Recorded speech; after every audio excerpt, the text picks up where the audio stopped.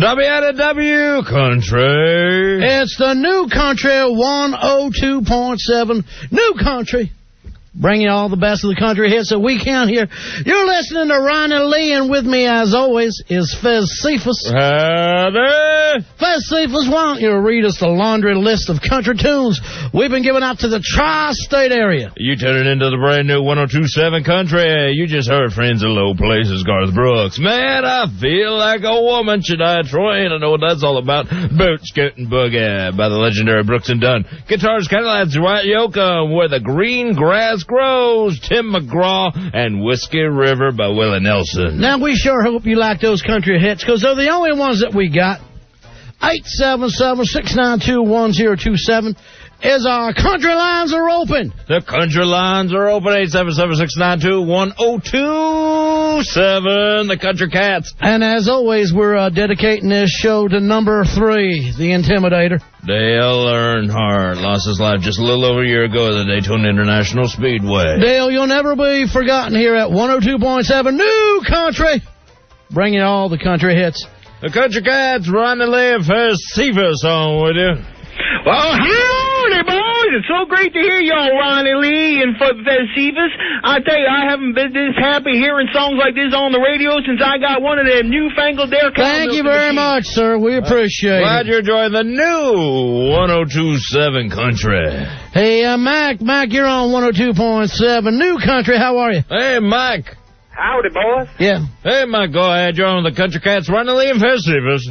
Oh, I'm loving the new format, boys. I was wondering if you could play some more golf. We'll try to get on for you. We'll try to play Garth once an hour here on New Country 102.7. Jerry, you're on New Country. What can we do for you there, partner? Jerry. Hot damn, boys. I want to know if you make a request for me. I want to hear the Dukes of Hazzard theme song. We'll try to get that on just a little later on tonight. The Dukes of Hazzard. Oh, by the old outlaw, Waylon Jennings. Waylon Jennings. The Balladeer. God bless them. Hi, you're on 102.7 New Country. How are you, sir? Hot dang. Giddy up, boys. Can I put a little request in? Please go ahead and do that. How about a little Johnny Cash? Johnny Cash, the man in black. Love him. We love him. That man Sue. We love him, Fez Cephas. Here is Rich. Rich, you're on Ron Fez. How you doing? Listen, I love this music. You play a little more so I can bang my sister to it some more. All right, thank you very much, Rich. There you go, Rich. Glad you're joining the New Country Cats on New Country 102.7. We take the tree away from country, and we leave it out there. Hey, Sarah, you're on the New Country 102.7. New Country. Hey, Sarah. Hey. I'm finally glad you guys got some class. Thank you very much, Sarah. Living in the boonies. I'm loving it. I just thought of something. Sarah Doctor in the house. That's the kind of humor you're going to be getting here on 102.7. Sarah Doctor in the house. You know what I'm saying, Fez Cephas. I'm with you. It's like a knock-knock joke. It's a good one. It's a good one. We're going to play music that's going to knock the skeeter off your Peter. 102.7 New Country. How you're on with Ronnie Lee and Fez Cephas. I love the new country music, and I eat my own poo. Oh, get off that line. That's a crank caller. That's what that is. That was a goddamn crank caller. You can't do that with poo. I'll tell you what. You can't do it with poo. The youngins are out tonight. They're calling the Country Cat Lines. 877-692-1027. Now, I'm looking things over.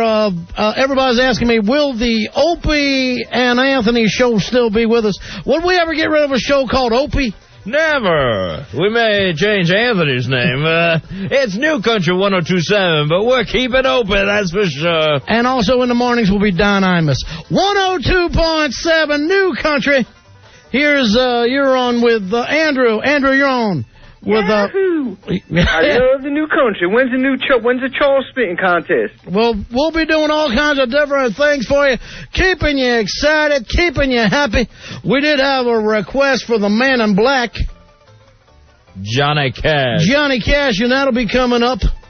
In just a little bit. With Ronnie Lee and Fez Cephas. Here it is. This is something Johnny Cash did. Fuzzy, with all the stars. That's right. Together they were the Highwaymen. You know them as Johnny Cash, Chris Christopherson, the late Waylon Jennings, and Willie Nelson. It's Highwayman. On New Country This ain't even it. This ain't Highwayman, I know that. You sick idiots. 102.7 New Country. I'll tell you what, but if it's Johnny Cash, I like it. It's a ridiculous one. That don't make any sense. Pull that one off. Hey, Allie, you're on New Country. Hi, y'all. This is Allie Ray Dudley. I sure do love the New Country, and I'm so glad y'all are playing some good old country music. You hear that? That's going to be women demos. Women demos on New Country. I love it. I love it. I love it. There be something for the women folk here on New Country 102.7. Hey, Glenn, you're on 102.7 New Country with Ronnie Lee and Fez. Hey, Glenn. How y'all doing? Talk to the country cat. Yeah, I got some knee-slapping music over here. How about some convoy music? Yeah, it's a big 10 forward back door. Put the pedal to the middle. What you waiting for? That old I can't stay inside. Won't you leave me and say no more? But how about it? Whoa, now. We're going to be out there doing basically trucker music for all you folks. That's right. Trucking in the country to the big city. We don't have that last Highwayman. We don't have I don't know why we don't have Highwayman. We don't have as much country as we actually like here. New country, we're new. What can we tell you? The country's growing is what it is. New Country 102.7. The Country Cat's Ronnie Lee and Fez with you tonight. Hey, Lauren, you're on the New Country 102.7. Hallelujah, brothers. Music for white trash. I'm so excited. This is the station that Joe Dirt listens to at all time. 102.7 New Country. What can we do for you? Laundromat. They got us on in the laundromat there, Fez. That's nice. That's good to hear that you're all enjoying the New Country 102.7. Here's Rob. Rob, you're on with Ronnie Lee and Fez. Hey, Rob, what's going on? How's it going, guys? Yo, man, I was wondering if I could hear some Smokey and the Bandit theme, because I'm driving my 18-wheeler down up the turnpike, got some Smokies on the road, and trying to outrun them, so... All right, you keep on moving. Watch out for them Smokies. I'll tell you what, the Country 102.7. Here's Johnny Cash and the Highwayman. Again? Again, here they are once again. Can't get enough on New Country 102.7.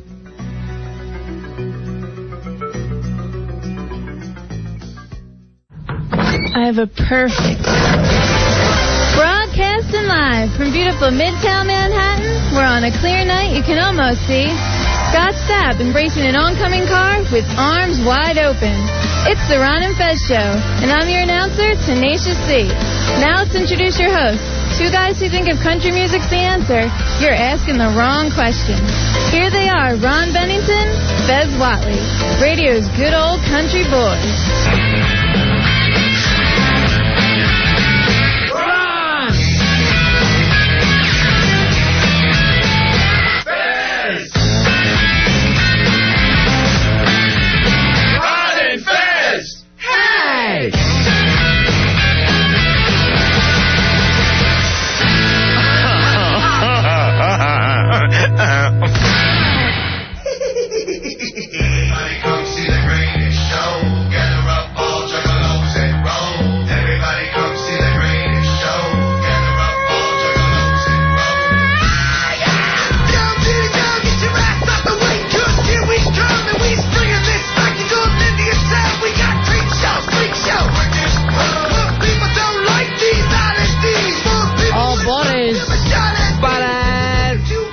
The Ron and Fez Show. We forgot. Good evening, buddies. We forgot how easy it was to play some records.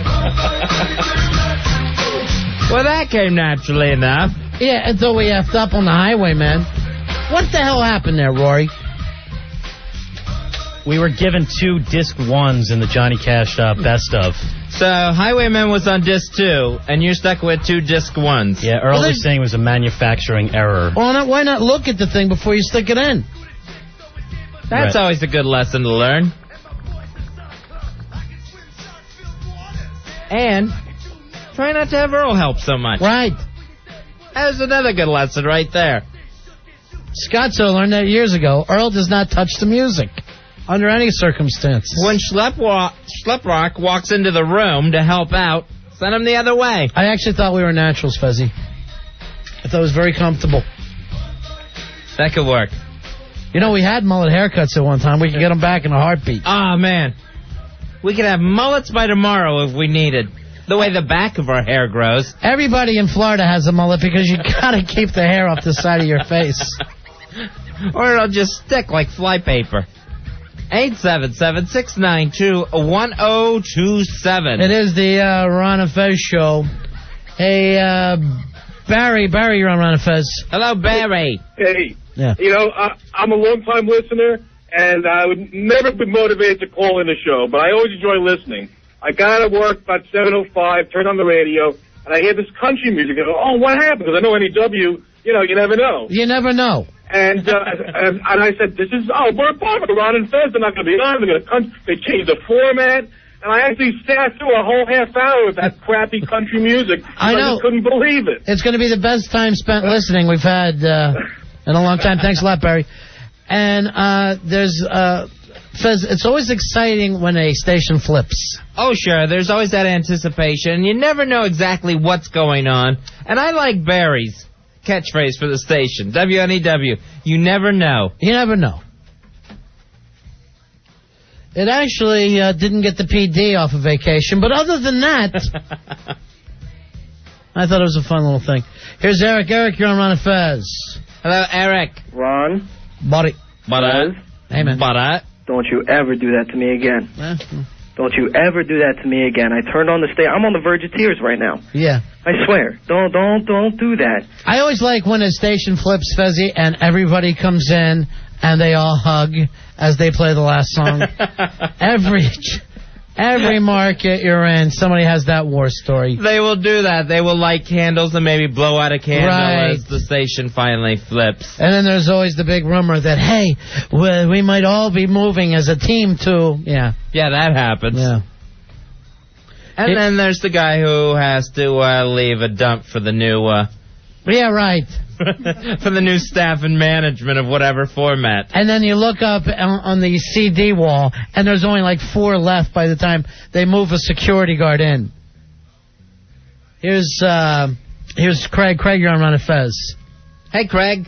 Gentlemen, what's up? Yeah. You trying to get people to kill themselves all over the New York metro area, or what? Apparently, country is popular. Oh, my God.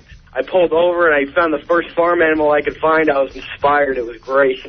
Thanks, man. Thanks a lot. See ya. 877-692-1027. Hey, John, you're on Ron and Fez. Hey, John. Boys. Hey, buddy. What's going on? What can we do for you?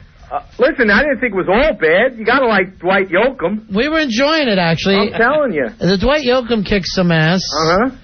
And I just want to let you know, big country ass card holder 12-529. Yeehaw! Thank you, boys. Yeehaw! Big country. We should have played Big Country. Big Country would have been perfect. Those country stations are always a lot of fun anyway. Sure, and it's always fun when you first hear the brand new format music. Right. It's fun for a while, then all of a sudden, Yeah, until you hear it, you hear Dwight Yoakam come up again and again and again. But every time there's a new format, it always sounds like, this station's going to kick some major ass. Right, finally, there's that station I've been looking for. Right. That's my kind of music. Right. And F who I used to listen to.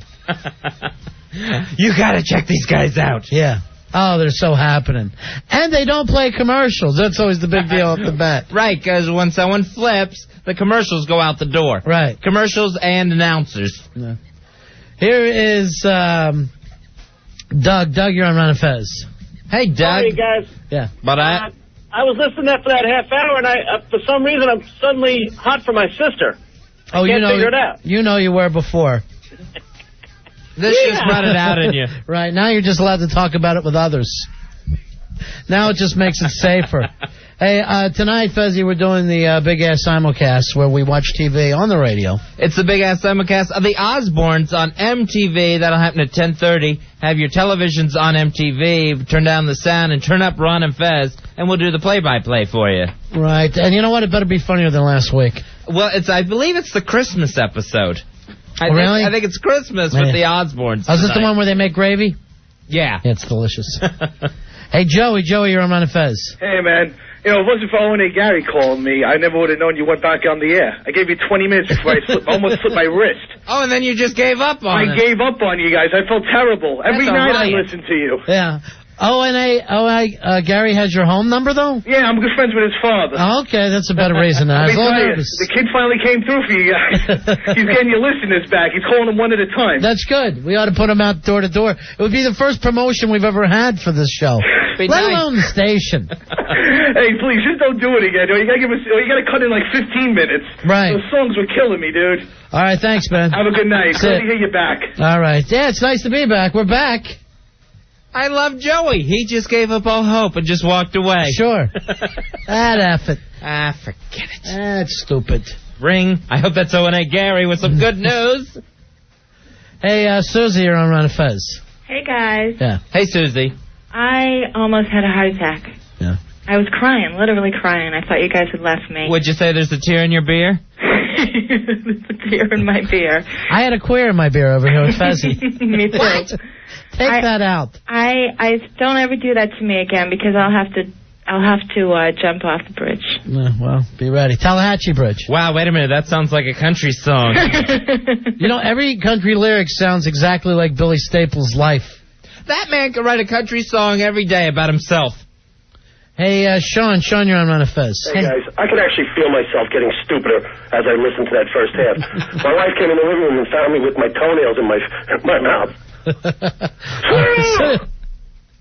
Music to bite your own toenails, too. Hey, Patrick, you're on Ron and Fez. Patrick. Yeah, how you doing, guys? You guys really unnerved me. Here's something you could try, though, the next time you want to mess with us. How about you change your call? What's that? We'll call it gay rock. And, you know, Fez could spin the records. What do you think? Well, let me tell you. All rock music, by definition, is gay rock. You think? Come on. Find a lot of straight guys, as much as people might think, that are playing rock music. With that much hairspray and spandex. Yeah. 877-692-1027. Here's Mike. Mike, you're on Ron and Fez. Hey, Mike. Buddy? Hey, Ron, Fez, how you doing? Yeah. What? Listen, guys, I'm a father of 3 young boys. I long for the ICP at 7 o'clock because I know then that my kids are going to sleep soon after I hear the ICP. You guys can't do that to me. I'm sitting here, I'm getting my medication. I practically seized while I was having my medication over here because you guys are playing the Man in Black. Come on, you can't do this to me. I mean, unless it's Tommy Lee Jones and you're about to vaporize him with a damn ray gun. Not those Men in Black. Yeah, it's a different Man in Black. Guys, please, for the love of all the things that are human, don't. You can't put your 3 boys to bed to Garth Brooks' Friends in Low Places. No, I got to put them to bed to something a little more proper, like ICP oddities. All right, thanks a lot, Mike. Later, man. I'd love to see these freak kids. Yeah, I'm glad that he's raising children. What are you feeding them? Vegan? What the hell's going on there? Here's Ted. Ted, you're on Ron and Fez. Hey, Ted. Hey, we loved it in the trailer park. Sure. We broke open a case of Old Milwaukee and sat outside and waited for the tornado. Yeah, now I'm thirsty. Nice. Now I'm thirsty. Tornado. There's tornado updates. Tornadoes. No, we just lost the park. Tornado's coming in.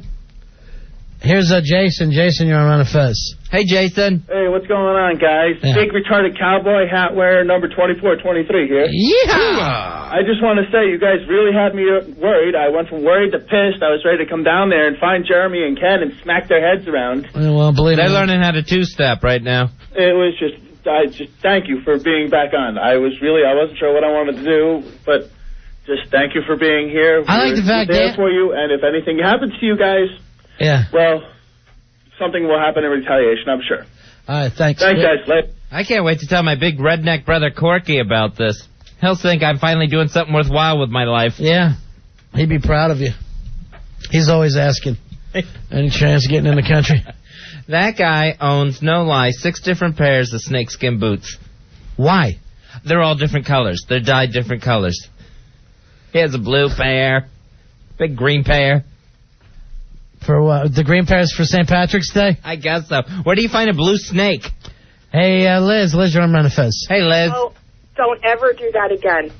I sat outside a pharmacy for 24 minutes, and couldn't wait any longer because the prescription was waiting for me, and I might need to double it now. Always get your scripts. What are you copping tonight, honey? Yeah, what are you picking up? Wouldn't you like to know? But I was distraught because I listened to O&A all the way home, and then I'm like, oh my God, they killed Ron and Fez. And I was very upset. You killed them. Well, O&A are going to bat for us. There's no doubt about that. Everybody's They've been very, very cool to us. So we'll say, Fuzzy. If not, we always land on our feet somewhere. Well, that's true, and we prove we can do country tonight. That's true. We'll be taking Rory and Earl with us, but we prove we can do country.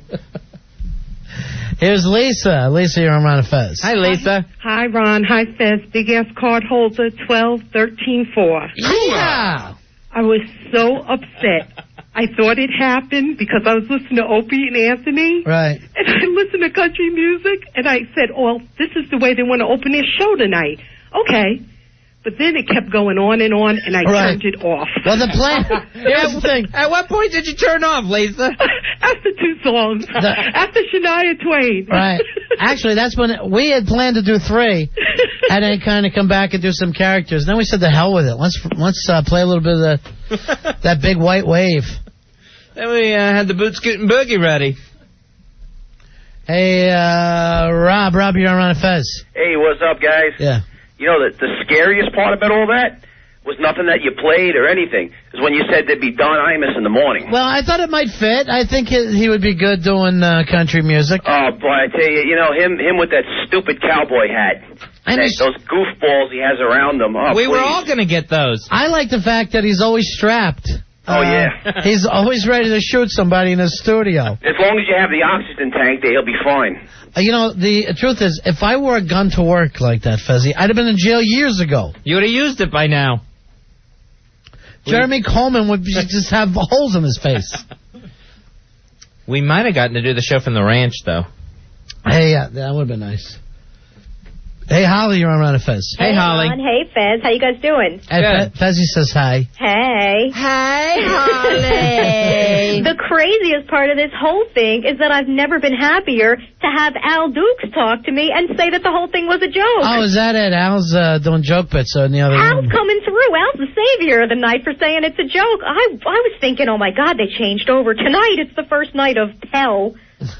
But, the first night of hell. Oh, you guys, you don't know how many people depend on you. Yeah, that's right. No one does. That's the beauty of this show. I hope Al doesn't. Well, all the little people out here do. Thank you so much, Holly. It's good to have you back. Right, bye-bye. See ya. Thank you, Holly.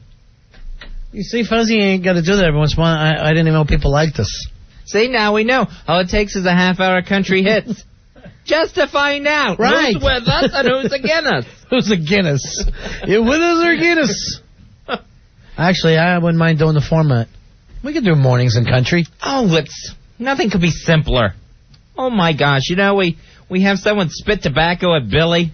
Yeah. We're all set. You're reading Dixie Riddle Cups and people are driving off the road. They're just finding you brilliant. Sure. You come up with some sort of city folk sketch bit that you do. How dumb are city folk? You get Foxworthy on the phone every once a month. Sure. What are you playing this week, Jeff?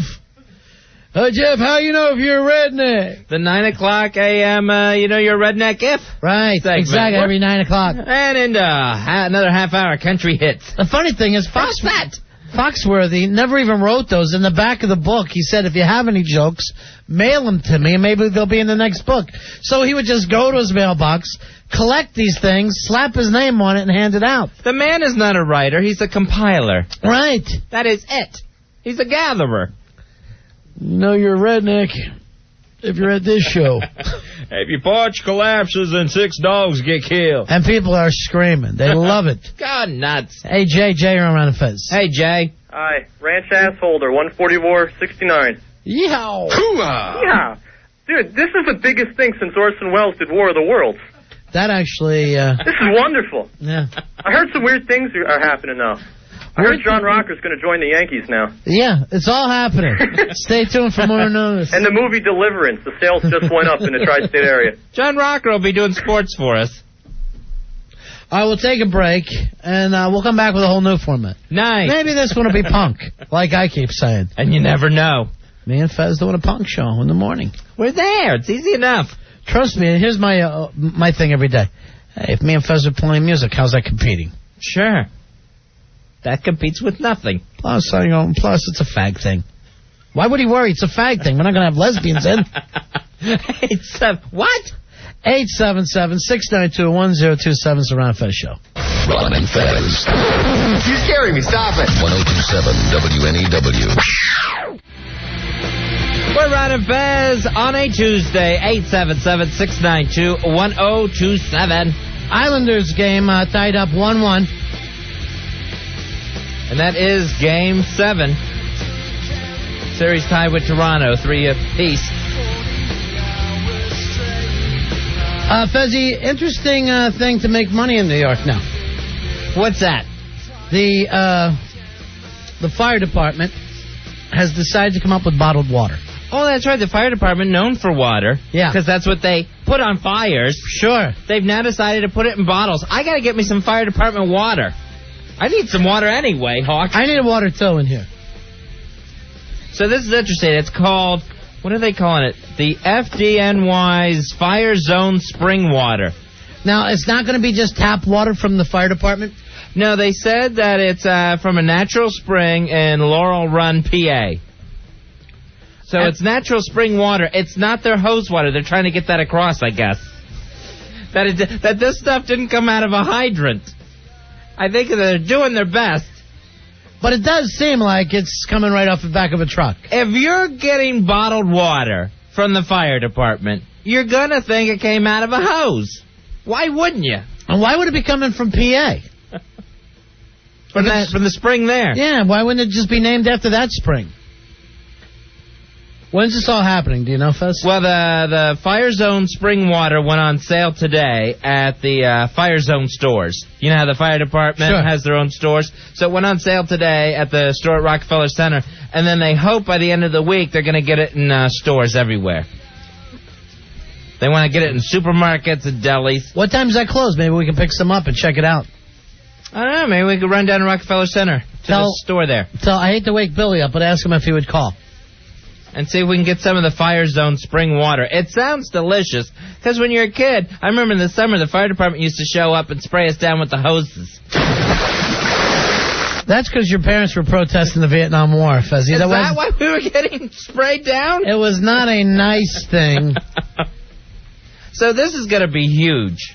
I am predicting huge sales for Fire Zone spring water. Maybe we could do the spots for them. I would love to do that. That would be nice. You know, things like fire department water from our hose to your mouth. Jot that down. Jot that down in case, they want us to do the ad campaign. The FDNY bottled water from our hose to your mouth. FDNY bottled water. Crack open a fire hydrant full today. Oh, now doesn't that sound refreshing? Yeah.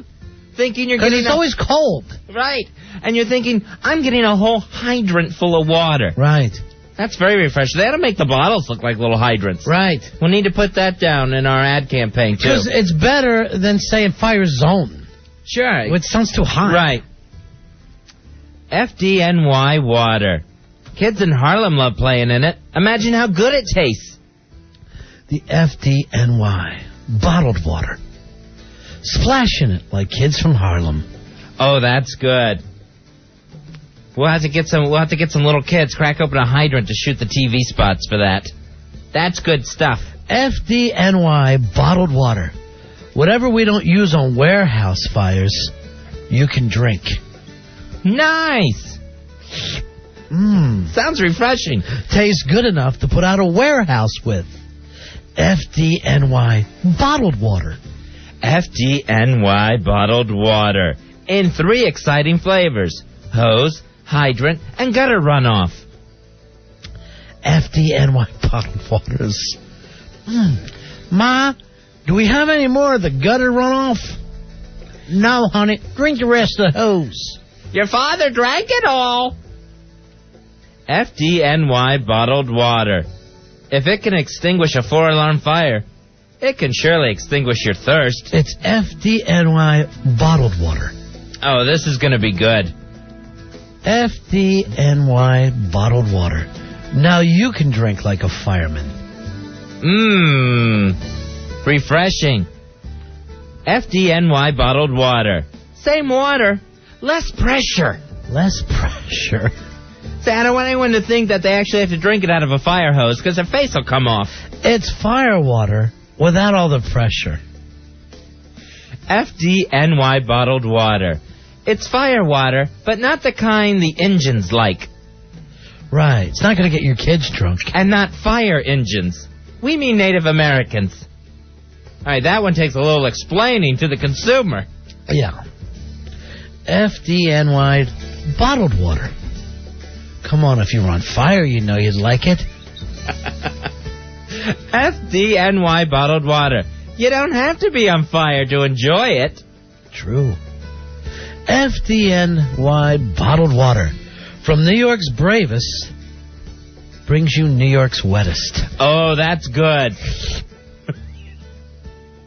The slurp makes me thirsty, too. FDNY bottled water. Drink up, Chief. FDNY bottled water. Because firemen make it wetter. You just want to always make sure how absolutely refreshing it is. Oh, that's good stuff. That's excellent. Hey, Tom, you're on Ron and Fez. Hello, Tom. Hey, boys, 8542, Big Ash. Okay, buddy. Yeah, FDNY water. So good, the niggas love to play under it. All right, come on. White people are so scared of black people. That's awful. I swear I'm not laughing. Mark, you're on Ron and Fez. Yeah, big ass holder something or other there. All right. What can we do for you, Mark? All right, FDNY firewater, because it's always better from the hose. It really is when you think about it. Thanks, guys. All right, sit.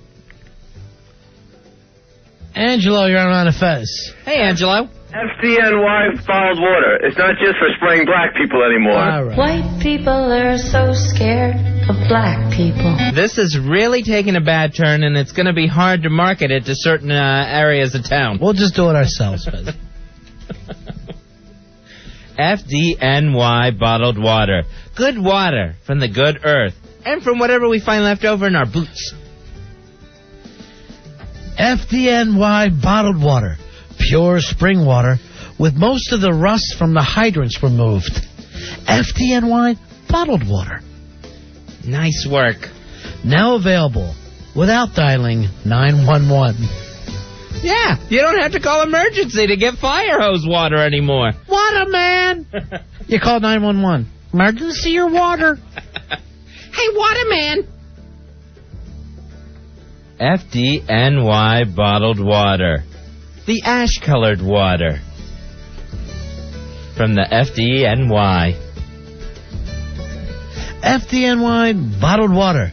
Now you don't have to be on fire to enjoy it. See, doesn't that sound refreshing? Yeah, it does. Sounds better. That sounds good. Here's stuff. Pete, you're on Ron and Fez. Hello, Pete. Yeah. Hey, guys. Yeah. I got just before I say mine, I have a word of advice. You guys do all the good ones before we can even get a good one. Like, you try to lay down the what do you call it, the framework? Yeah. But your framework is like... It's too strong. It's too strong, and we just crumble every time. All right, let's hear yours, Pete. Well, mine was like, use what we use to fight fires, but I really wanted to talk about the show with you guys.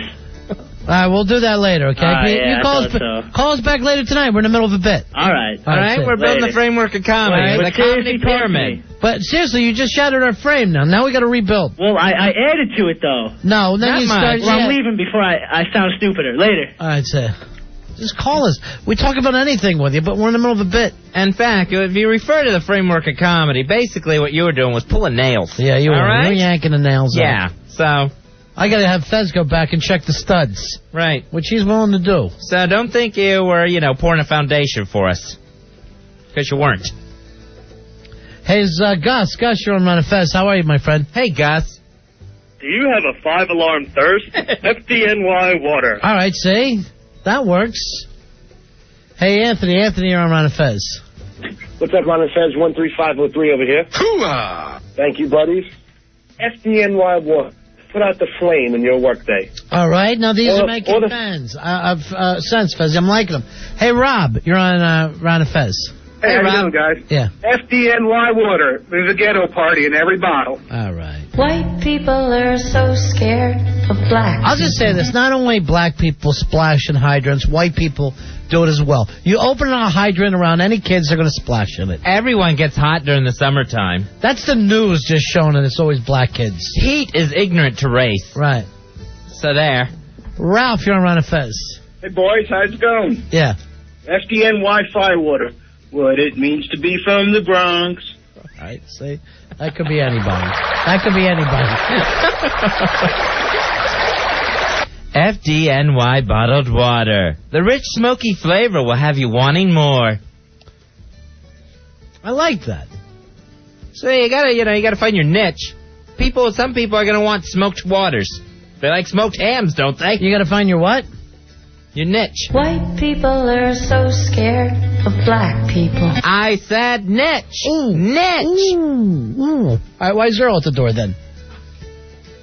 He said you called him. Here's Sean. I didn't call you. Hey, what's going on, boys? Yeah. Hi, Sean. I got one for you. Yeah. FDNY water. Twist open a bottle, not a hydrant. That's nice, eh? That's fun. Yeah, there you go. A hydrant in every bottle. I don't think they can legally say that. That's... All right, Anthony. Anthony, you're on Ron and Fez. Hello, Anthony. What's going on, gentlemen? Yeah. New York City fire water. If it's good enough for the Jewish lightning, it's good enough for you. Anthony, you want us to turn country? We'll do it. Fez and I, come on, one more time, man. I want some Johnny Cash. Little Devil Went Down to Georgia. Come on, boys. Come on. It's just as easy for Fez and I to play 5 country songs. Get me the guard. Dennis, you're on Ron and Fez. Hello, Dennis. Hey, FDNY water now available in 40 ounce for the brothers. All right, I'm not going to. White people are so scared of black people. Here's Tim. Tim, you're on Ron and Fez. How are you? Hey, Tim. Hey, what's going on, guys? FDNY bottled water. Disperse the race riots in your mouth. White people are so scared of black people. Why can't we ever just do our stuff? Here's Chuck D. Chuck D, you're on Ron and Fez. Hey, Chuck D. What's up, buddies? Yeah. FDNY water from our hoses to your mouth. All right, see, that's kind of fun. There you go. Sounds nice. Sure. FDNY bottled water. There's a little piece of New York floating in every bottle. That's nice. See? It's the hometown water.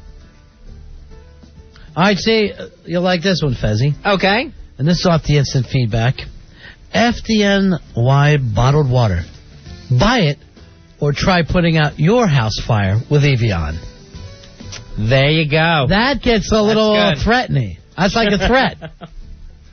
They're going to find out who buys it, and if not, your house catches on fire. You're on your own.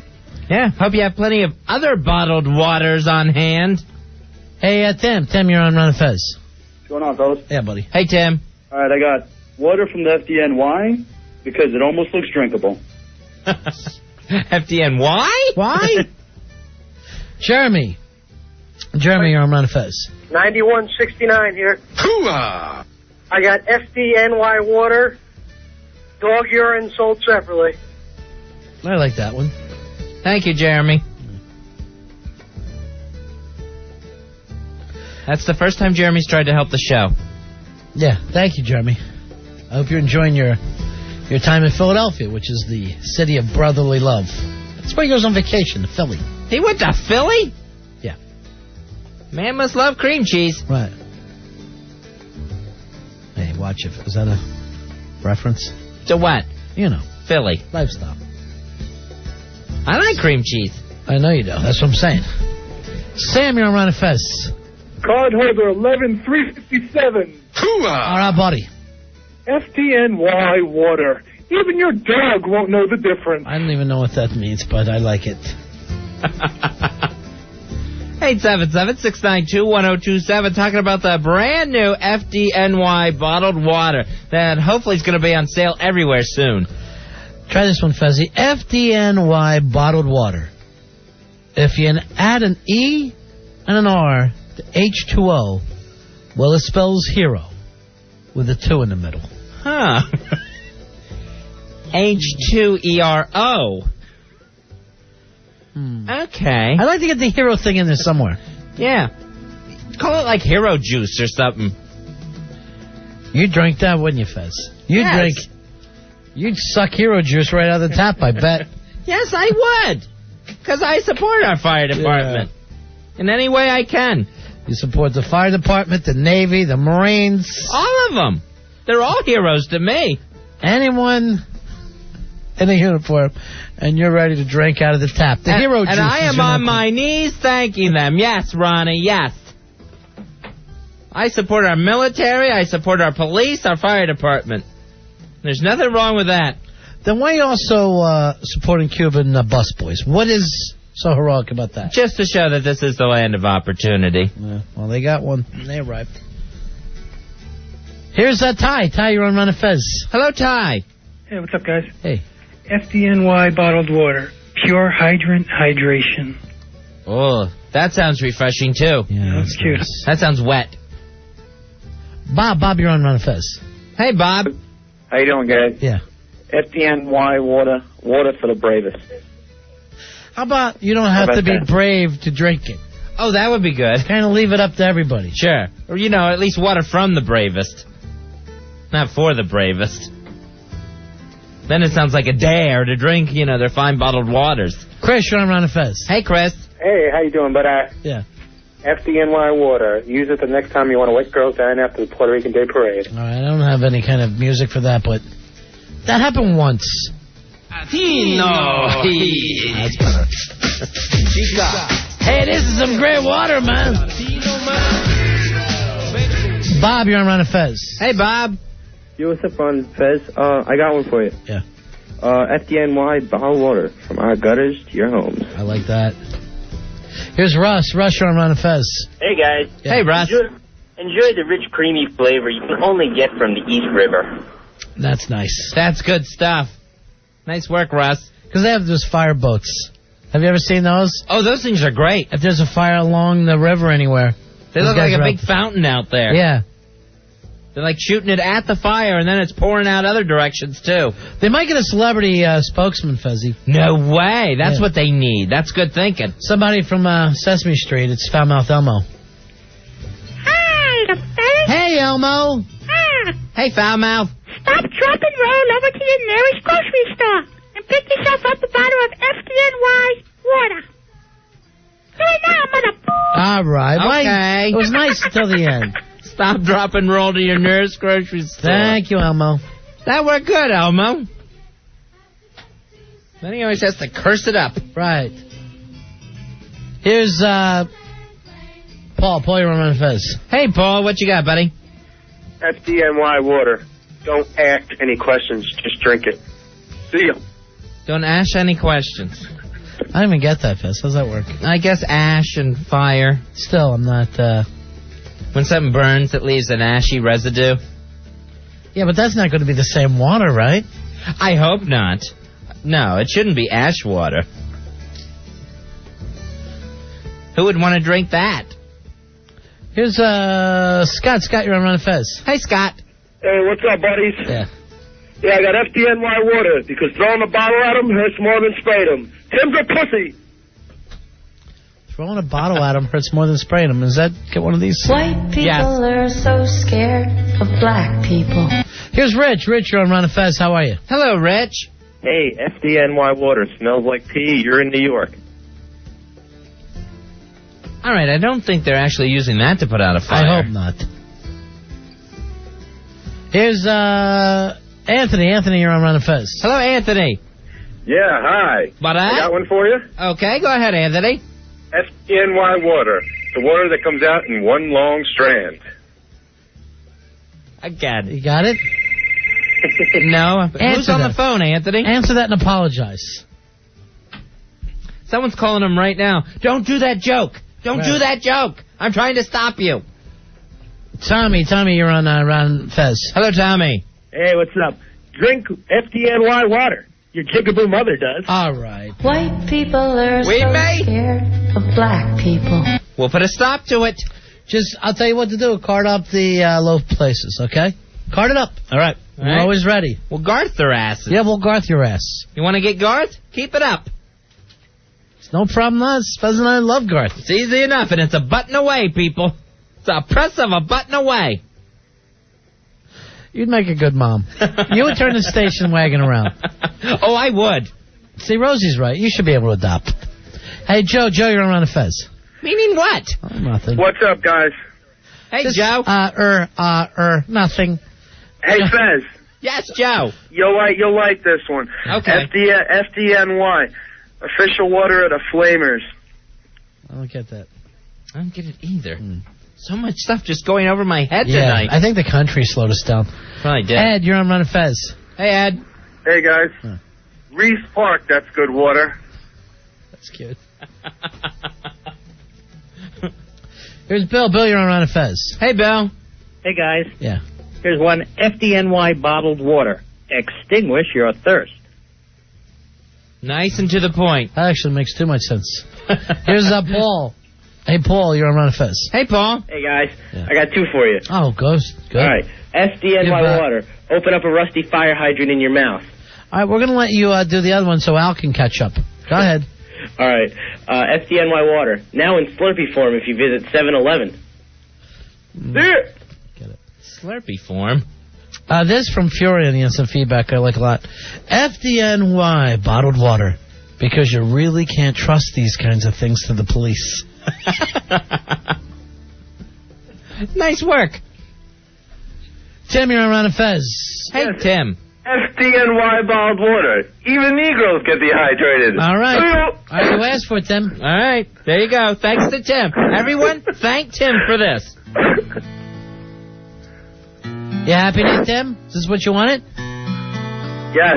There you go. We're going to slap you with some country music. All on my roots. You act like racist, we're going to treat you like it. And ruin And you can listen to this. Race rock. The last one to know. Last one to go. The last one you thought you'd see there. And I saw the surprise and the fear in his eyes when I. Do you have to wear a hat to listen to this music? Oh, yeah. That's why we're going to need bigger headphones. Just to fit over the big 10 gallons. I'm going to get one of those kind of like you wear at a football game. They're just big and foam. Oh, that's cool. I got friends in low places. Where the whiskey drowns and the beer chases my blues away. You can get a little deep there, Fez. You can be an Oak Ridge boy. Yes. Let's see you do it. Go bass on for me. Big on social graces. Think I slip on down to the oasis. Oh, I got friends in low places. Spy report. Spy report. Bad news here, Fezzy. Maple Leafs take a 2-1 lead. Sons of bitches. About 15 minutes left in the second period. All right, so Toronto leading the Islanders in Game 7. It's over. F it. It's over. I like to always be the guy who jumps off the bandwagon. Could you please pull this bandwagon over? I'd like to get off. Or at least slow it down. Could you take this bandwagon over to the Nets game? I'll jump back on there. Thank you. Hey, Joe. Joe, you're on Run of Fez. Hey, Joe. Hey, FDNY water. Squirts in your mouth. Not in your hand, Fezzy.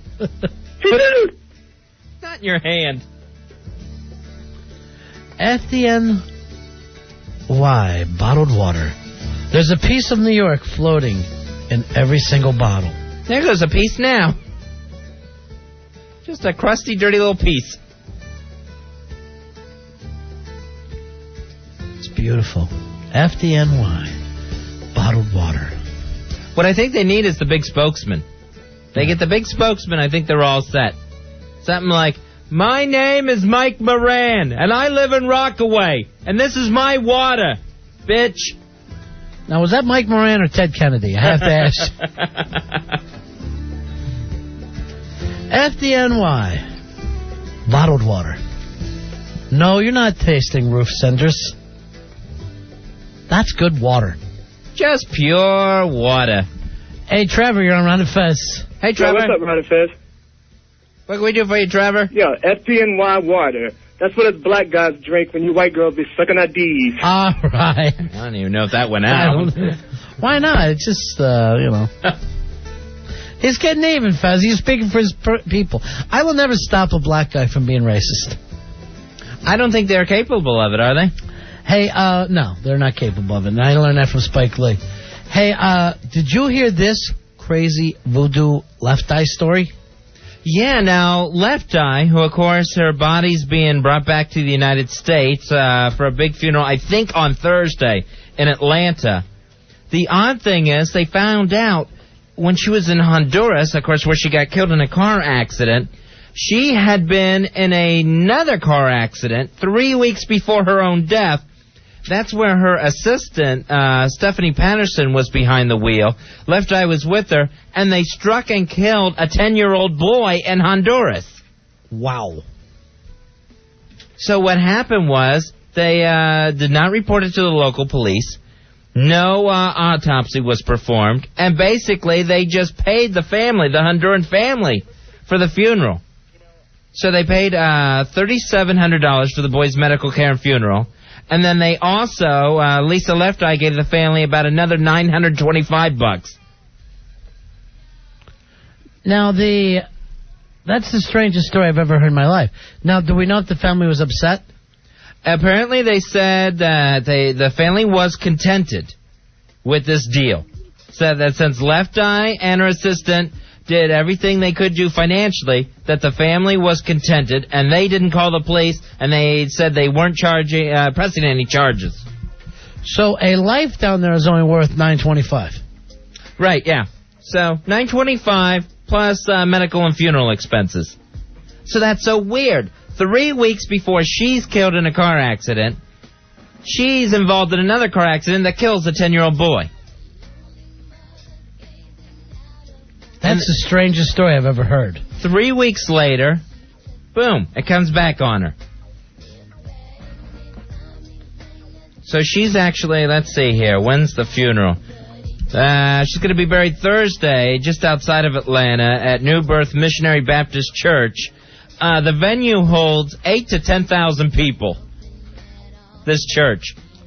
What's the cover charge? And the fans will be able to attend. So, but there won't be any TV coverage or photographers. Please, we already saw the picture. I know. But doesn't it seem like some kind of crazy voodoo thing? It definitely does. I mean, it came right back around on her. This little kid gets killed, and the next thing you know, she gets killed. Very strange. I guess this family... Like a Twilight Zone, Fez. I guess this family wasn't as contented as they claimed to be. Well, we don't know. I mean, do you think they killed her? You don't know what goes on in Central American countries. I think it's, yeah, that part you're right about. You don't know what goes on. And maybe it was the family that put the curse on her. The fact that a kid could be killed, and there's no police, there's no investigation, no nothing. Someone gets $900 and they're going, oh, that's worth it. Yeah, all right, fine, because that's $900 they probably weren't going to see in a lifetime. Tom, you're on Ron and Fez. Yo, what's up, boys? Yeah. Hey, Tom. Yeah, the weirdest part is that truck was the same one she killed the kid in, that she died in. Oh, my God. Like you I swear to God, it was the same one, the Mitsubishi. All right, let's just ditch the death truck at this point. Yeah, I wouldn't be able to get back Maybe she deserved it because she tried to pay $900. What a bitch. See ya. Plus $3,700 in medical and funeral expenses. Let's not forget that. So $4,000 altogether. Yeah, about $4,000 right there.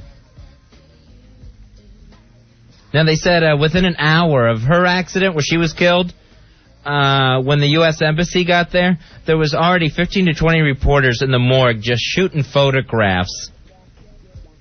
They had grabbed the coffin, took the lid off, and tilted it on its side to get a better vantage point of it before the U.S. Embassy got there to say, hey, this is an American, back off this girl's body. Bizarre. They were just running in there, tipping the casket to get better photographs. You know they had her pants down, too. Oh, sure. They're filthy people. Who wouldn't? Us. We wouldn't. Sure, we're good. Yes. We're Americans. We're good. Hey, Orville, you're on Run of Fez. Hey, Brown and Fez, how you doing? Cool in the gang. Love the intro. Yeah. Hey, her driving skills were what caused her to lose her life. She was a horrible driver. You can't trust women behind the wheel. No, she wasn't there either. She wasn't driving either time, though, right? I thought she was driving the one where she got killed. Yeah, she was driving, and she just made a horrible mistake behind the wheel of the vehicle. Yeah, but when you try to drive down there, it's like being in Romancing the Stone. I mean, the ground's giving way all the time. You know, there's mudslides. So, according to investigators, she left an herbal healing center. Lord knows what was going on there. And attempted to pass another car on a 2-lane highway when an oncoming truck forced her to swerve to the left. The vehicle carrying 8 passengers ran off the road, flipped over several times, and struck 2 trees.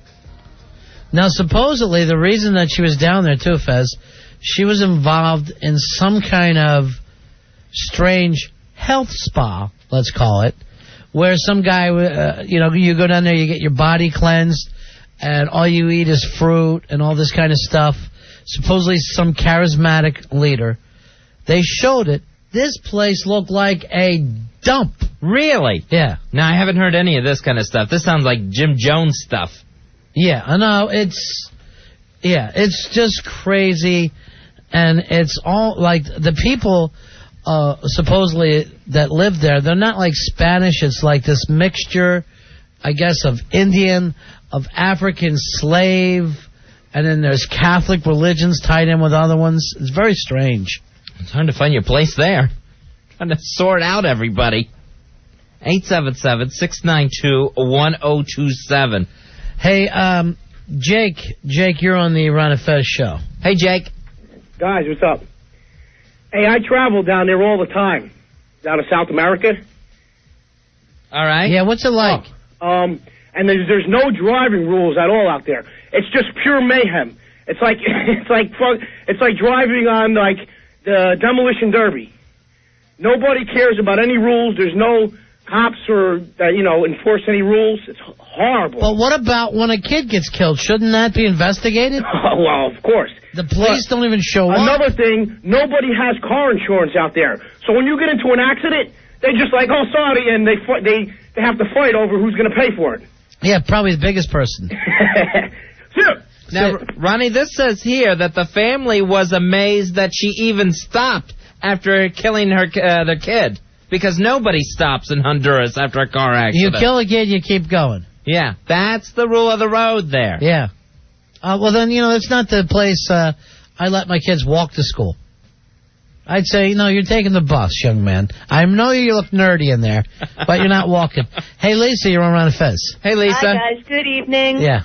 Santeria is a very powerful magic, and it is extremely popular in their culture in Honduras. Yes, Santeria also, you hear about it in Miami all the time.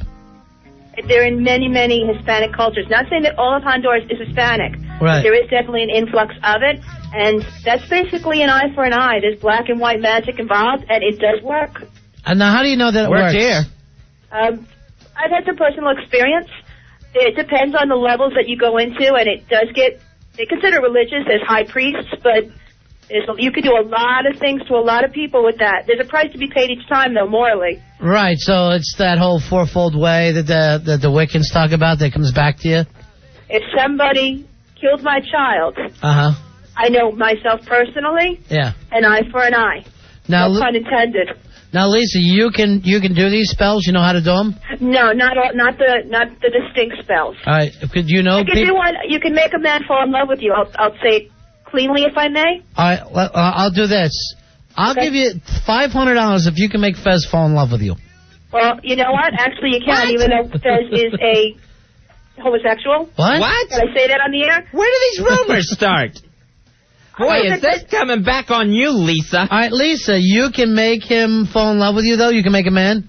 You can make a woman can make a man fall in love. What a woman needs to do is, during that time of the month, she needs to collect some of her flow. Okay. I'm trying to be careful. Now, so far, I think you're fine. Okay. So we're collecting the flow. We collect the flow. You let the flow congeal or solid or get solidify or Yeah. make it you make it a solid form.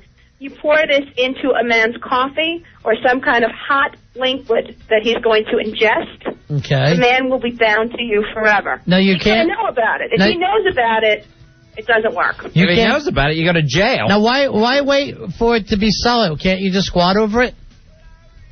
I'm sure. I guess you can. I've never squatted over something. All right, how much has to go in there?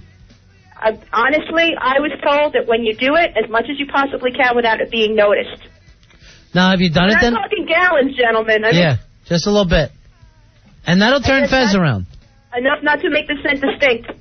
Now, how do you get it solid? Do you put it in like an ice cube tray or something? No, it's just gonna, It's gonna gel up? Yeah, coagulate. The reason that also that you let it congeal is Santeria is based on a lot of the spirits, a lot of the nature, and a lot of the earth and natural forces. Uh-huh. There's nothing more natural than a woman's excretion, if I can say it that way. Mm-hmm. And you actually want to let the elements or the earth pull out and add to what it needs. That's why you let it. Now, what if you just, let's say, farted on Fez's pie? What would he do then?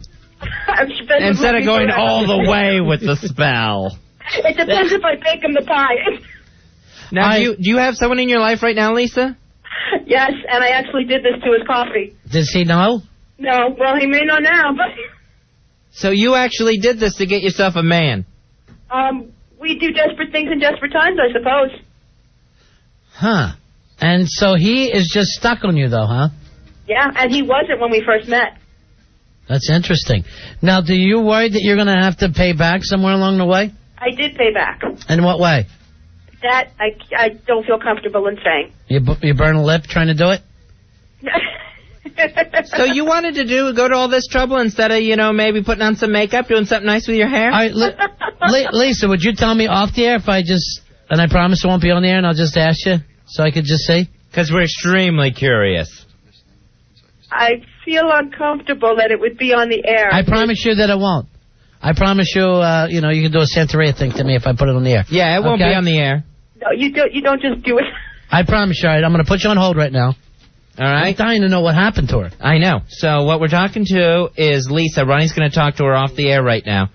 And she talks about how she did this spell to actually get her man, where she used some of her monthly flow, unknowing to him, put it in his coffee.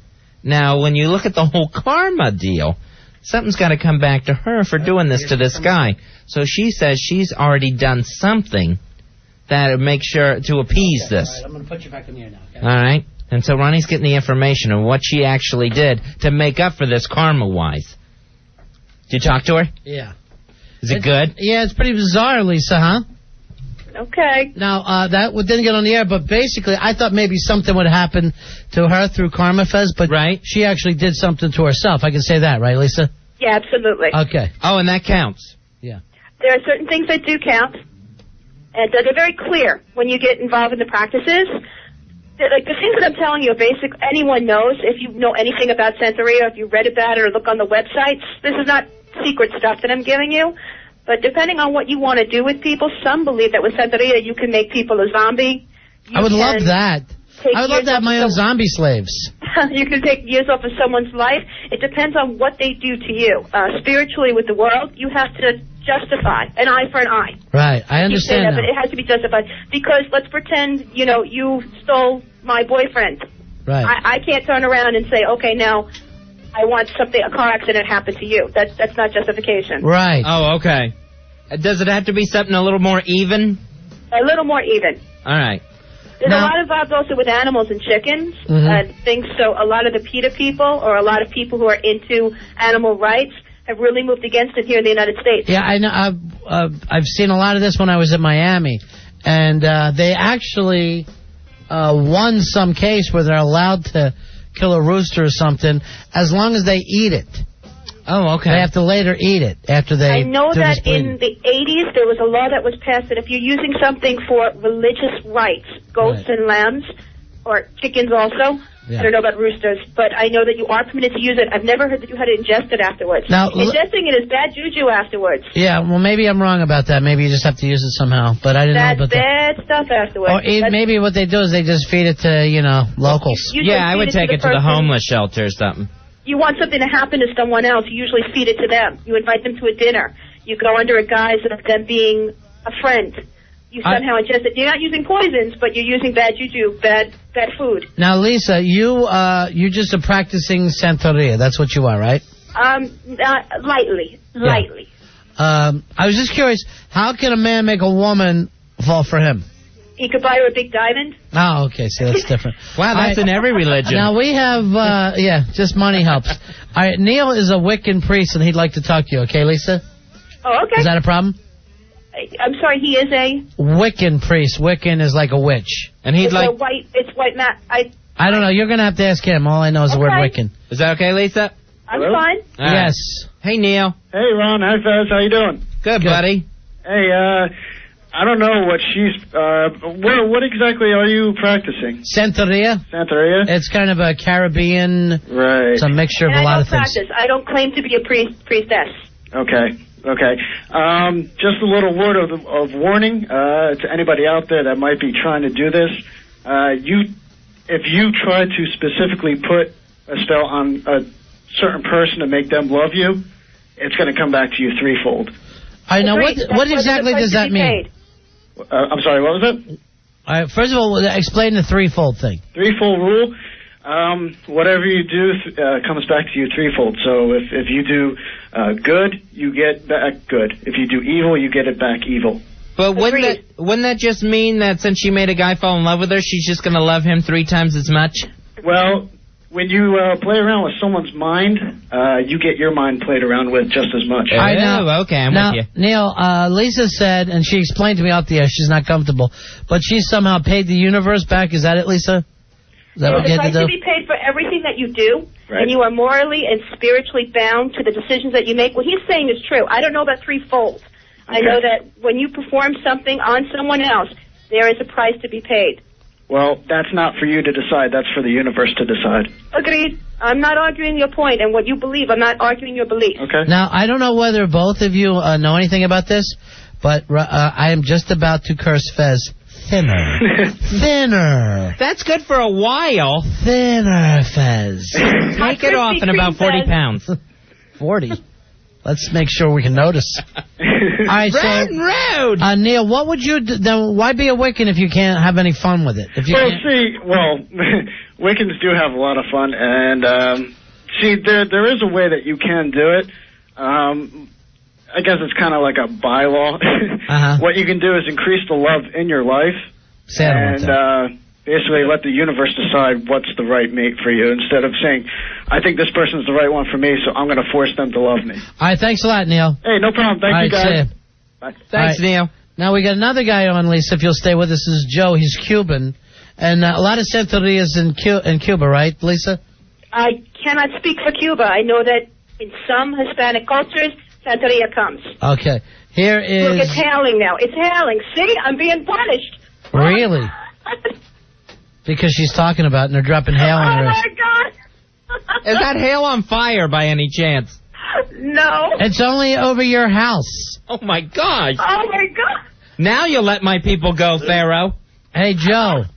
Hey, how's it going, guys? Joe, you're with Lisa, the freaking out Santeria. Well, I don't know what she's talking about, but I'm Cuban, and there are family members of mine who are santeros, which is the worshiping of saints, which is Santeria.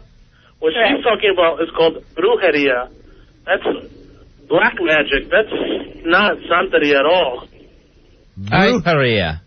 Brujeria. Now, yeah, Santeria is white. Santeria would be the worshiping of saints. So you pick a patron saint, and you have festivals and dinners and large parties now I'm for starving. saints.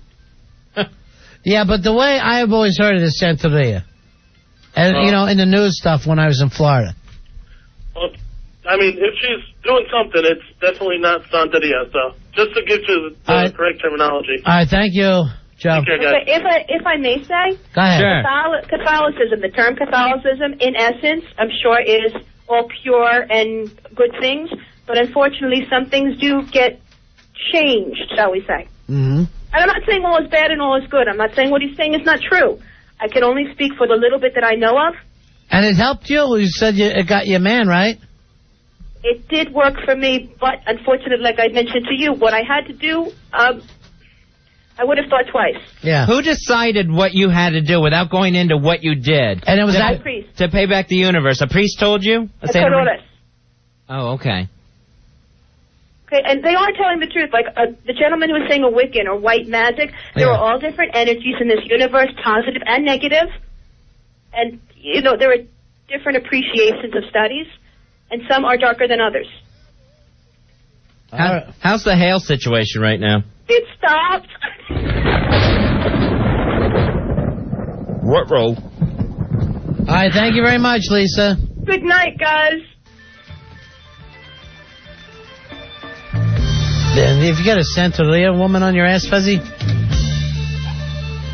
Oh, I forgot to ask her if it has to be coffee. Or if it could be just a nice cool drink. No, it's got to be something hot. You can be in a tea. Or just some lemon and hot water. Cocoa. Cocoa and the... But who wants a guy who drinks cocoa to fall in love with him? Hey, Spy report. Spy report. Rough times for the Islanders, Fezzy. Maple Leafs now up 3-1. 3-1. Gun. What the hell's the curse there? What'd I tell you? 2 minutes left in the second period. All right, 2 minutes left in the second period. 3-1. I say hop off the bandwagon, Fezzy. Toronto up over the Islanders in Game 7. You get all excited, you get behind your team, and for what?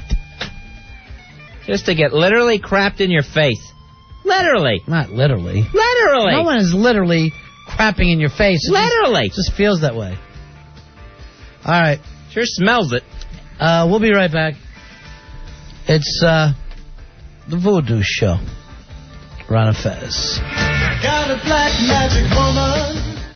Ron and Fez. 102.7 WNEW.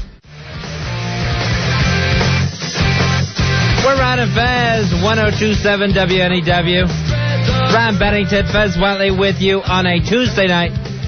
In about an hour and a half, we'll be doing the Big Ass Simulcast, the Osbournes on MTV. You want to have your TVs on MTV, your radios on Ron and Fez. Turn your TVs down, turn your radios up, and we'll do the Big Ass Simulcast with you.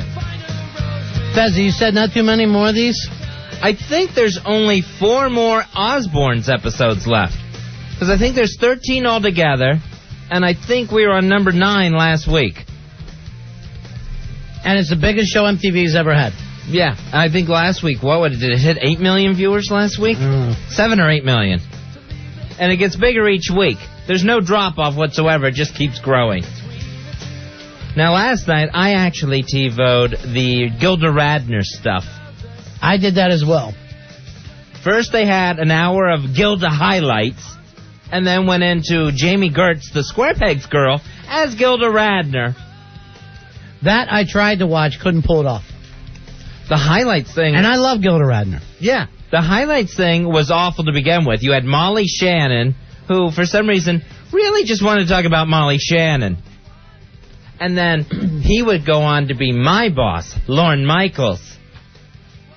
And then, for some reason, I guess they couldn't get enough Saturday Night Live footage from Lorne Michaels to do this bit they wanted to do, this highlight reel. And they kept using all this crap from The Muppet Show.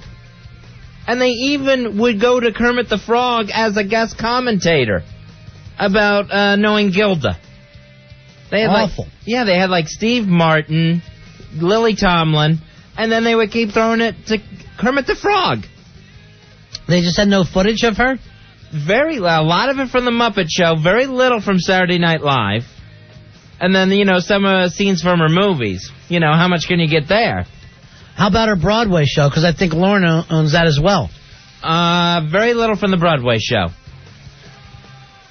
I wonder if there's only so much that you can show without permission. You know how, news can show a little bit. Oh, sure, yeah. So, for some reason, they kept going back to The Muppet Show, which was ridiculous. And who's ever doing that Kermit voice now, I don't know who just started doing it after Jim Henson died. I thought it was his son. I thought the son took over. I wonder if the son's still doing it. You don't sound anything like Kermit the Frog. If you're listening, you are missing the Kermit voice completely. Then that hideous movie afterwards with Jamie Gertz from Square Pegs as Gilda Radner. Yeah, I tried to watch that. Terrible. Now, for some reason, Gilda Radner, born in Detroit, did all her work in New York. She gives this girl a Minnesota accent. She sounded like the principal on South Park. Oh, yeah, we're going to be doing Saturday Night Live. It's a good show. It's like Monty Python with puppets. Why is she talking like the woman from Fargo when she's Gilda Radner? I always thought Gilda was Canadian. She's from Detroit? In the beginning of the movie, they said she was born in Detroit and moved to Toronto for a guy. Oh, because I always thought she was from Canada. I thought like her and Aykroyd and that whole gang. Right. So she's from Detroit. Yeah. Yeah, it was just awful. And every single person, they didn't look like the Saturday Night Live people. Oh, the Belushi was really bad. He didn't look anywhere near Belushi. And he's just, by the time I turn off, he's, this is good. I'm glad Chevy's gone. TV needs outlaws. Oh, just shut up. No one talks that way. This was the best. They have the John Belushi character go running off the stage while they're trying to have a meeting. And so, naturally, the Dan Aykroyd character would just go, I'll handle this, Lorne. John! Right, he's his bitch. And goes running after Belushi. It was humiliating. In one of the opening scenes, they have Gilda Radner's family doing her catchphrases from Saturday Night Live, right, one on top of another. The never mind and the it's always something. TV stinks. This thing was really, really bad. And for some reason, Jamie Gertz had Gilda Radner constantly walking like a retard. She had her doing big tippy-toe steps like this. This is how she walked into every room, like she was marching sideways. I think I'll play Gilda as a retard. That's when I was able to connect with the character, when I realized she was retarded. She didn't look anything like Gilda. And if you're going to take the funniest woman of all time, why not just use Jamie Gertz to capture that spirit? She's doing the Rosanna character in her own voice. She's not even changing it. It's always something. And then the big deal was supposed to be that she threw up a lot. So what? Yeah, the bulimia is throughout the whole thing. She's constantly puking. Right. People have problems. That's not the interesting thing. Everybody has problems. Let's show her actual talent. That's why we liked her. And then a lot of times she would just talk like Emily Latella. Even when she was supposed to be Gilda. Yeah. It would go between this Minnesota voice and this whole Emily Latella thing. Oh, Gene Wilder, I love you. And then I turned it off when they were going, we can create a character that are nerds. Yeah, that's great. And the Bill Murray character, I'll do it. And they really over Bill Murray'd him. Right. Like he's constantly, what was that character, Nick the Lounge Singer? Right. So apparently Bill Murray just acts like Nick the Lounge Singer in real life constantly. Non-stop. And no one looked like anyone. That drives me nuts. When I see a movie and they're supposed to be playing someone, I like them to look like somebody. Now, what did you think of Man on the Moon? Where Jim Carrey played Andy Kaufman. That was good. I enjoyed that movie a lot. I thought he nailed him, and I thought he looked like him, and both Al and Billy Staples disagreed with me. Huh. And I thought that was really one of the better ones, because there's a lot of bad ones out there. Yeah. I'll tell you another one that was good. When Val Kilmer played Morrison. All right, yeah. I thought he nailed that. All right, let me ask you this. If you saw the two of them, who do you think looked the more like the Howard Cosell? John Turturro from the show on TNT, Monday Night Mayhem. Yeah. Or John Voight in the Ali movie. See, now John Voight went all plasticky, and they put a big Howard Cosell mask on him. See, that drives me nuts when they do that. When they go all prosthetics. Uh-huh. Like in that Late Shift movie. Right. Thing's supposed to be between Letterman and Leno, all the behind-the-scenes stuff. Right. And they give the guy playing Leno such an enormous chin that in one scene where Helen Kushnick storms out of the room, he physically can't turn his head to yell after her. They gave him a big papier-mâché head. Yeah, and it looks ridiculous. It's not even, you go beyond human. I think I'll play Jay as a guy with a papier-mâché head. Now, what did you think of the Letterman guy in that? The Letterman guy, I thought he had the mannerisms down, the voice down that we know, but the crazy red wig. Yeah. But I thought he was actually more believable. And he played it like a person. He didn't play it like he was the cartoon David Letterman. You know, off stage, he was just kind of wincing and grabbing at his nose and stuff. Right. Rather than the Jay Leno was just a big, slobbering cartoon guy. 877-692-1027. Hey, Anthony. Anthony, you're on Ron and Fez. Hey, Anthony. Hey, 2558 over here, boys. Hooah! Right on. I know the O&A crew and all you guys are all big fans of the JFK movie, but Anthony Hopkins doing Nixon in that Nixon flick, I mean, appearance-wise, not dead on, but I mean, the beat, the sweat, his upper lip curling up on his teeth, you know what I mean? His mannerisms, dead on. I'm not even kidding. If no one's ever watched that, dead on, man. Dead on. No one can do it better than Hopkins, man. I know a lot of people like that, and they got stressed out. Apparently, that's what you're supposed to do as an actor, is capture the essence. For me, it was just too wacky. Well, Anthony Hopkins looked really old to be playing Nixon all the way through. Oh, like young Nixon looked, when they started... as old as old Nixon. Yeah. They never changed anything up, really. Yeah. I mean, he looked the same way. It looked like the same Nixon the day he resigned as the day he went in the White House. All right, this on the instant feedback that Nathan Lane is going to play Jackie Gleason in some movie. That one might work out, Fez. I'll watch it. I just have a lot of trouble seeing Nathan Lane being Jackie Gleason. Physically, I can see it more than acting-wise. Now, did you ever see him play Sid Caesar? No. Oh, he's perfect. When did he play Sid Caesar? It was Laughter on the 27th floor or something like that, 47th floor. And they didn't call it Sid Caesar, which they should basically always do in this case. You know what I mean? He just kind of played this guy, and you knew it was supposed to be Sid Caesar. All right, I'm with you. It was the best thing he's ever done. All right, now I got to check this out. Although I didn't see the producers. Hey, Rob, you got one for us. Hey, Rob. What's up, fellas? Yeah. Yeah, when he was making Man on the Moon, Jim Carrey made everybody call him Andy Kaufman. Like, he came to the set in character and left the set in character. All right, what did you think of that? The movie itself, I thought was great. I think it's a little wacky to be, Andy Kaufman at all times, but Jim Carrey's a little wacky. Did you think Jim Carrey looked like Kaufman?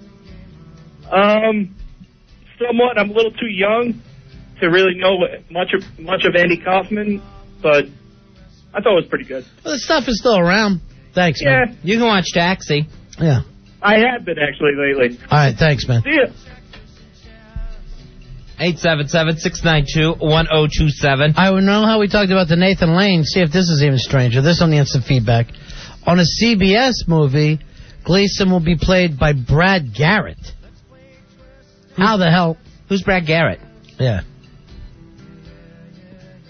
Brad Garrett is the big brother, isn't he, on Everybody Loves Raymond? Oh. Isn't that him? Wow. I don't know who. I have no idea. You never saw Everybody Loves Raymond, the big brother? I know who you mean. He's like 6'11". I know. If they were doing the Lurch story. Yeah. Seems like it'd be better. So he's the big brother on Everyone Loves Raymond. Yes, he is the big brother on Everybody Loves Raymond. Too big. He's too tall. He's got a really deep voice, too. It's too scary looking. Hey, Kenny, you're on Ron and Fez. Hey, Kenny. Hey, what's up, guys? Yeah. Go ahead, buddy. On? Yeah. Yeah. Who do you like better, Robin Williams or Dustin Hoffman as a woman? Neither one. Or MP from Andy Griffith? Not one of those people ever seemed like a woman to me. I could never understand why anyone would believe it for a second. You never would have been fooled. No. Hey, Mike. Mike, you're on Ron and Fez. Hey, Mike. Hey, guys. Yeah. Ben Kingsley is Gandhi. Well, that one actually seemed like it got pulled up. Now, I didn't know Gandhi as well. I never saw any of his shows. But Ben Kingsley, I don't know. When you're bald and tan, it seems like easy enough to pull off. All right, if I shaved your head and got you tan, you think everyone would think that you're Gandhi? No, but I had to lose the weight. Yeah, see, that's the thing. He went and lost a ton of weight. I think he won the Oscar for that, too. Let me change it to thin, bald, and tan, then. Scott, you're on Ron and Fez. Hey, what's Scott. good, buddies? First off, I just want to thank you guys for getting Friends in Low Places stuck in my head for the night. Yeah, a lot of people, even Pantera, wrote that to me. You're welcome. Two people that looked exactly like who they played. Peppers and the other guy in 61, Mano Maris. Looked exactly like him. You know, I don't know if that worked for me. The Mano and Maris thing. I guess it did. The Maris I had no problem with. The Mickey Mantle seemed to have a lot longer hair than the actual Mickey would have had in 61. Well, a lot of those guys are going to go, you know, I'll play it, but I'm not going to shave my head. Here's Rob. Rob, you're on Ron and Fez. Hey, Rob. Hey, what's up? What's going on, buddy? Yeah. I just want to give a lot of credit to whoever the cast is on the New School Brady Bunch movies, because they look exactly like the sitcom. Yeah, they actually pulled that up pretty damn good. That dad does excellent. He nails that thing. The dad does good. Actually, I can't think of one of the kids that I don't think really had it together. And the mom was good. Yeah, who played the mom? Shelley Long. Shelley Long, that's it, yeah. She did very good. And the Ben Stiller's wife, who plays Marcia, tags that thing, too. Yeah. Al, you're on Ron and Fez. Hey, card member 11675. Hooah! Yeah, how about Denzel Washington's Malcolm X? Perfect. That one nailed it for me. To me, that was pretty good. That was, to me, the movie he should have won the Oscar for. Now, apparently he was a little too dark to actually look like Malcolm X. Really? Malcolm X was a much lighter guy. But he had the mannerisms down. He had the speeches down. I've seen enough of that to know that he was nailing it. All right, that's it. Thank you, Al. Later. Chris, you're on Ron and Fez. Hey, Chris. Hey, guys, how you doing? I was wondering what you thought about Robert Duvall as Joseph Stalin a couple years back. I thought that killed, too. Oh, yeah, okay, I know the picture. The difference was I think Stalin was funnier than Duvall played him. He didn't capture Duvall's sense of humor. Now, you know Edward Herman, the guy who was like the head vampire in Lost Boys? Yeah. He always gets picked to play like Franklin Roosevelt or Nelson Rockefeller. I think he kills as Roosevelt. He's constantly playing FDR. He's always got a cigarette holder in his mouth. Hey, Nick. Nick, you're on Ron and Fez. Hey, Nick. Hey, gentlemen, how are you? Hey, Ron. Hey, Fez. Buddy. Hey, you know, I always thought that Michael Jai White, you know, that guy who did Mike Tyson in the HBO special, I thought he did it dead on, man. That didn't work for me. I don't know why. I think it was the size, that Mike is so much wider. The thing about Mike looks like a refrigerator, the size of the shoulders, you know? He's so bulky. We have some of that film. I'll f*** you till you love me. I'll f*** you till you love me. I'll f*** you till you love me. I'll f*** you till... All right, nice. Yeah. That's good. All right. I nailed the voice. Yeah. Here is Scott. Scott, you're on Ron and Fez. Hey, Scott. What's up, guys? Yeah. 5135. Hooah! Thank you. Two movies. In the JFK movie you brought up before, Gary Oldman as Lee Harvey Oswald. That actually was pretty damn good. I thought that nailed it. Gary Oldman, he may be a shapeshifter. Yeah, he plays a lot of strange characters in all his films. Yeah, he does. And different. And also, he nailed Beethoven. I swear, I thought I'm watching a Beethoven documentary. I'm going, that's the Beethoven I remember. Oh, also, in the movie The Doors you brought up before? Yeah. Crispin Glover as Andy Warhol. That was funny. Right. I have a more favorite Andy Warhol when David Bowie played him in Basquiat. Just nailed him. Freaky and weird. Here is Carl. Carl, you're on Ron and Fez. Hey, Carl. Hey, how are you? Good, buddy. What can we do for you? Well, I got one for you where it was an okay movie, but a great performance was Robert Downey Jr. as Chaplin. I actually liked the movie a lot, and I thought the physical way that he played that was amazing. And that was his Academy Award nomination, right? Did he get nominated for that? Yeah, he got nominated. He didn't win, though. Yeah, he was How too high. about Martin Landau as Bela Lugosi and Ed Wood? Nice. I won the Academy Award. That one was awesome. Yeah. And I'll even go with George the Animal Steel as Tor, whatever his name was. It was a great movie. 877-692-1027. Here is Hal. Hal, you're on Ron and Fez. Hey, Hal. Hey, how you doing? Go ahead, buddy. Well, I can never watch this movie because he's too tall. It's Fishburne playing Ike Turner. You thought he was too tall to be Ike? Too tall, and the guy that played Bruce Lee in that movie, Dragon. You know, of all Chinese guys, I can't find a Chinese guy that looks like Bruce Lee. Yeah, it seems almost impossible. That's weird. I'm a big fan of that Ike Turner thing, though, by Fishburne, but I just laugh a lot at it. Was it a good movie? Yeah, to me it was good. I just can't get past the tall thing. He looks like Hendrix. All right, thanks. Okay. I like it when he does look like Hendrix, though. I like it in that movie where he's got just the big bowl cut. Here's Tommy. Tommy, you're on Ron and Fez. What's hey, Tommy. up, players? Hey, player. Lou Diamond Phillips as Richie Valens. You know, I didn't know enough about Richie Valens, but I thought it was good. And also, who played Buddy Holly? Gary... Oh, Gary Busey? Gary Busey. That nailed it. Yeah. That's excellent. I think he got nominated for that. With the Richie Valens thing with Lou Diamond Phillips. Boy, they had his hair all packed up in a big Gumby type thing. And I was just wondering, it had such a weird round shape to it. Yeah. If the real Richie Valens had that. I guess so. Hey, Chris, you're on Ron and Fez. Hey, Chris. What's up, dudes? How you doing? I gotta say, man, Ving Rhames should have won the Oscar for his Don King performance. That was so right on, that HBO movie. Well, that was on cable. They weren't going to let him have an Oscar. Right. I realized that, but God, the guy was awesome. This is silly. And he did. And didn't he win one award and he just gave it away to Jack Lemmon? Yeah, I don't know which one that was for, though. Like a People's Choice or a... What was that? Was that for the Don King role? Yeah. Okay. Here is Ryan. Ryan, you're on Ron and Fez. Hey, Ryan. Hey, guys. How you doing? Yeah. Who do you think played a better Wyatt Earp, Kurt Russell or Kevin Costner? Now, I'm more a fan of the Kurt Russell one. Me too. I can't really tell who was a better Wild Earp. Right, but which movie do you like? You like Tombstone better? Yeah. Yeah. And I also like the Doc Holliday better than that, the Val Kilmer. He played a great part in that. Yeah, that was probably the best Val Kilmer I've ever seen. Yeah, I agree. All right. All right, see you. I'll be your Huckleberry. Thanks, Ryan. I'll be your Huckleberry. Hey, John. John, you're on Ron and Fez. Hey, John. Hey, boys. Yeah, buddy. 12-156 here. How about Sinise in Truman? Nailed it. I thought he killed in that. What about you? I like him in Truman. I liked him as Governor Wallace, too. Yeah, this Gary... Give him something political to do. This Gary Sinise can do anything. It's very rare that you're going to turn on a Gary Sinise thing and go, this guy don't have it. John, you're on Ron and Fez. Hey, John. How you doing? 207, checking in. Ahmad Asante as John Gotti in the John Gotti story. He came off a little too European to me. What did you think of that, John? Yeah, I thought so also, but, he tried to nail the Italian, way, but it was a good film all in all. Yeah, for me it didn't work as well. I just, I felt like it was too European slick. Todd, you're on Ron and Fez. Hey, Todd. Todd. You there, Todd? No, Todd. Here's Scott. Scott, you're on Ron and Fez. Hey, Scott, go ahead, buddy. 10052.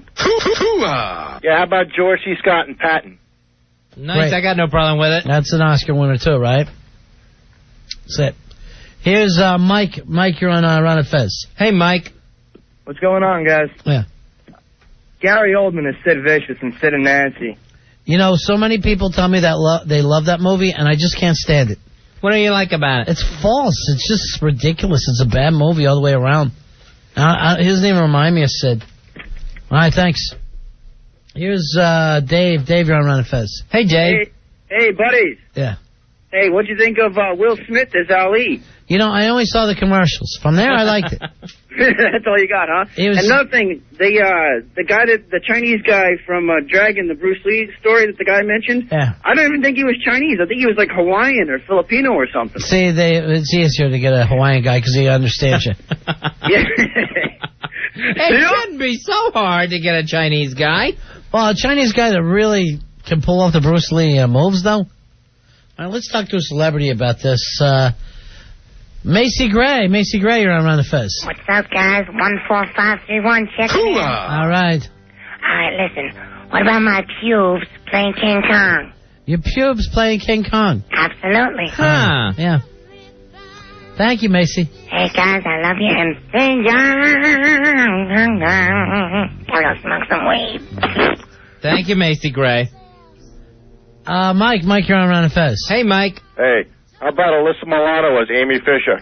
I'll say this. I don't think one single Amy Fisher got pulled off in that.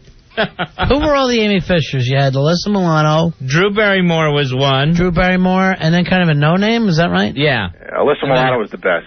She might have been the hottest, but did she remind you of Amy Fisher at all? She was the skankiest. Yeah. And in one of them, Ed Marinaro from Hill Street Blues played Joey Buttafuoco. Yeah, that's right. I don't remember. And in every movie, it seemed like Joey was either the devil or just a very nice guy trying to help out. Here's Doug. Doug, you're on Ron and Fez. Hey, Doug. What's up, guys? What can we do for you, Doug? I got two good ones. How about De Niro and Al Capone? Uh-huh. And Robin Williams as Fez in the Birdcage. That's Fez in the Birdcage. Take it easy, guys. Hey, not play Fez. Really? No. I wasn't in the Birdcage, although I did live in Miami at the time. I have to call my family and tell them. You told them I was in the Birdcage? I thought for sure it was you. No. All right, what about me? The Just Jack guy, Fez, from TV? What's his name? Oh, Sean Hayes from Will and Grace. He is going to be playing Jerry Lewis. Huh. Yeah. It seems like just because they have the same haircut, he gets to be Jerry Lewis. It's like they were going by hairstyle alone. Here's, well, look who it is, Fuzzy. It's the Panther Boy, Rich Voss. Richie, how you doing, buddy? Hey, what's happening? Hey, Voss. Hey, what's happening, man? Hey, you forgot De Niro as Jake LaMotta. Jake LaMotta, you know, even though I don't really know that much about Jake, what he really talked like, it was such a great role. Hey, yeah, he was great. He gained all that weight, too, up front for that. And Go ahead. And there was another one I just saw, 13 Days, where two guys played the Kennedy brothers. Oh, yeah. I didn't see it. I didn't see it because it had Costner in it. Yeah. But one of them nailed, I think, Bobby Kennedy. He had it really down. Yeah, I have that on the instant feedback that the Bobby Kennedy and that got pulled off. They're supposed to do a movie for the Pryor story. Yeah. And I think they're going to get Damon to play him, Damon Wayans. Right. But I really think they should get Steve Harvey. He does look a hell of a lot like him. And he sounds like him, too. Right. So how's it going, guys? Why did they play all that country music? What did I miss? Oh, no, just occasionally we like to open the show with some country. Oh, okay. All right, buddy. All right, well, it was good talking to you guys. I'm going to the tunnel. All right, buddy. Sit. Thanks, Rich Voss. Fez, another... Spy report. Spy report. And I don't know why I'm getting it from instant feedback instead of our own people. I got 4 producers out there doing nothing. What do we got? New York scores. It's 3-2 the Leafs over the Islanders. All right, now the comeback. Is that the is that the scale? Is that definite? Yep. Okay. And this is in the third? Yes, it's in the third. Let me ask you something. What do the 4 producers do outside, Roy? I don't know. I'm in here. I can't really see. You have no idea what they're doing? I know Al answers phones. I think Billy just searches the web. For what? For his own personal things. You say Billy searches the web for his own personal porn. It's possible. All right. And the tic-tac should be getting counted. All right, 14 and a half minutes left in the third. Toronto up by 1. Right now, 3-2 over the Islanders. I told you, we're on our way back. Oh, nice. I'm telling you, never count out my Islanders, Fezzy. Never. 877-692-1027. Hey, Benjamin, you're on Ron and Fez. Yeah, you're talking about Val Kilmer. Yeah. I'm curious if he thought it was the best Batman out of everybody. All right, just so you understand this, Batman's not real, so it's really nothing to base it on. Who came off as the best? That's I think Val Kilmer. You know, if I... and, you know, Fezzy, I just saw something... Oh, Time Magazine kind of panned the new Spider-Man as being too slow. But they said, but these things, tend to pick up. Look what happened with Batman. That started slow, and it got progressively better. Really? Yeah. Who was the best Batman for you, Fez? As much as out of the 3, I'll just go ahead and say Michael Keaton. He was too wimpy. Yeah, he didn't make it for me. I don't think he looked like it at all, but I thought out of those 3, he was the best one. For me personally, it was Clooney. No, I'm just kidding. Clooney. I know you get mad at that. I think Val Kilmer was actually the best. Although, he wasn't in the best movie. All right, thanks, man. Thanks, Benjamin. Hey, Wayne, you're on Run the Fez. Hey, Wayne. Hey, what's up, buddy? Yeah. What? The Charles Manson movie. I don't remember the actor's name, but he looks so much like Charles Manson, it was scary. Every time I see that guy now, I call him Charlie Manson. Who is he, do you know? I have no clue. I can't remember his name. Look it up on the IMDb for us. He is in a lot of things, but you don't really know his name. But if you'll see him, you'll know him. But so he plays a lot of small parts. A lot of times he's the drifter or somebody half crazy. Oh, that's cool. But I just call him Charlie Manson, no matter what he's playing. He had to just go with that. Yeah. Yeah, no problem with it. I don't know whether, it suits him personally. You got that? Got anything on Charles Helter Manson? Skelter was the name of the movie, Roy. Okay. This could be something that Billy's doing for us. When he's not searching for porn. Yeah. Since he's the web guy all of a sudden. I didn't know that. I didn't know we had a web guy. Yeah. It's good to know. I actually, at the beginning of the show tonight, assigned Tenacious C to sit in with us and try some stuff. Uh-huh. One break she lost. One break.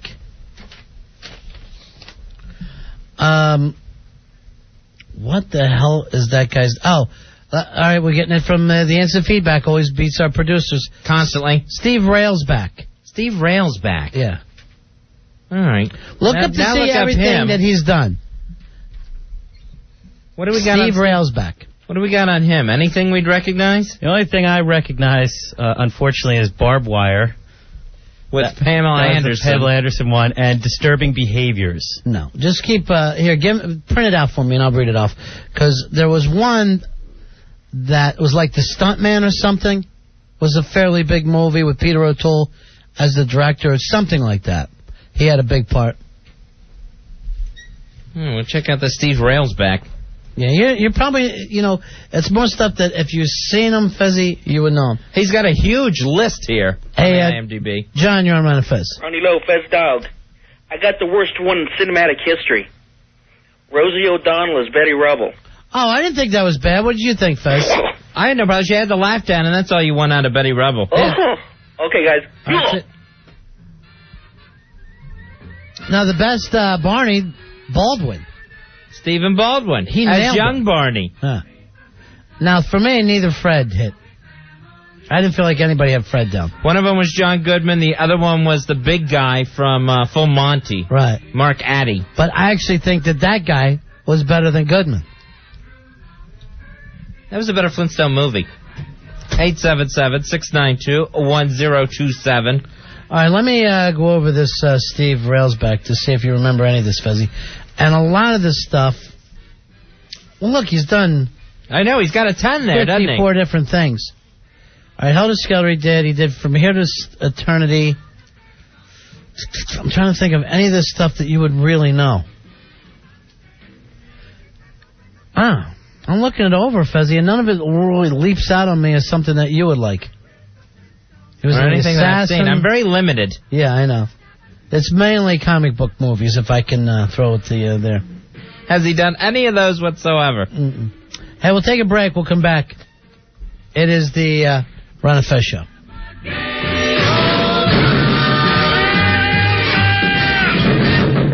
Ron and Fez, 1027 WNEW and TW. You can't touch me. You're not man enough. I'll eat your ass alive, you bitch. Oh, anybody in here can't this. This is the ultimate, man. Oh, you, you hoe. Come and say to my face, I'm gonna you in your ass in front of everybody. Oh, you bitch. Come on, you bitch. You're scared, coward. You're not man enough to with me. You can't last 2 minutes in my world, bitch. Look at you. You're scared now, you hoe. Scared like a little white scared of the real man. I'll you till you love me, you Very believable. That's when sweet Melissa played the part of Mike Tyson. And I bought it. I believed every second of it. That she was truly Iron Mike Tyson. 877-692-1027. We're running Fez. What has she been up to lately, Fez? Ever since She's been on our show. Yeah, we stopped doing the Sweet Melissa Mona the Night promos a while back. So, I understand she's Oh, tickle my button. Oh, no. Oh, no. Why didn't we ever stop doing this? Oh, no. Oh, no. Oh, no.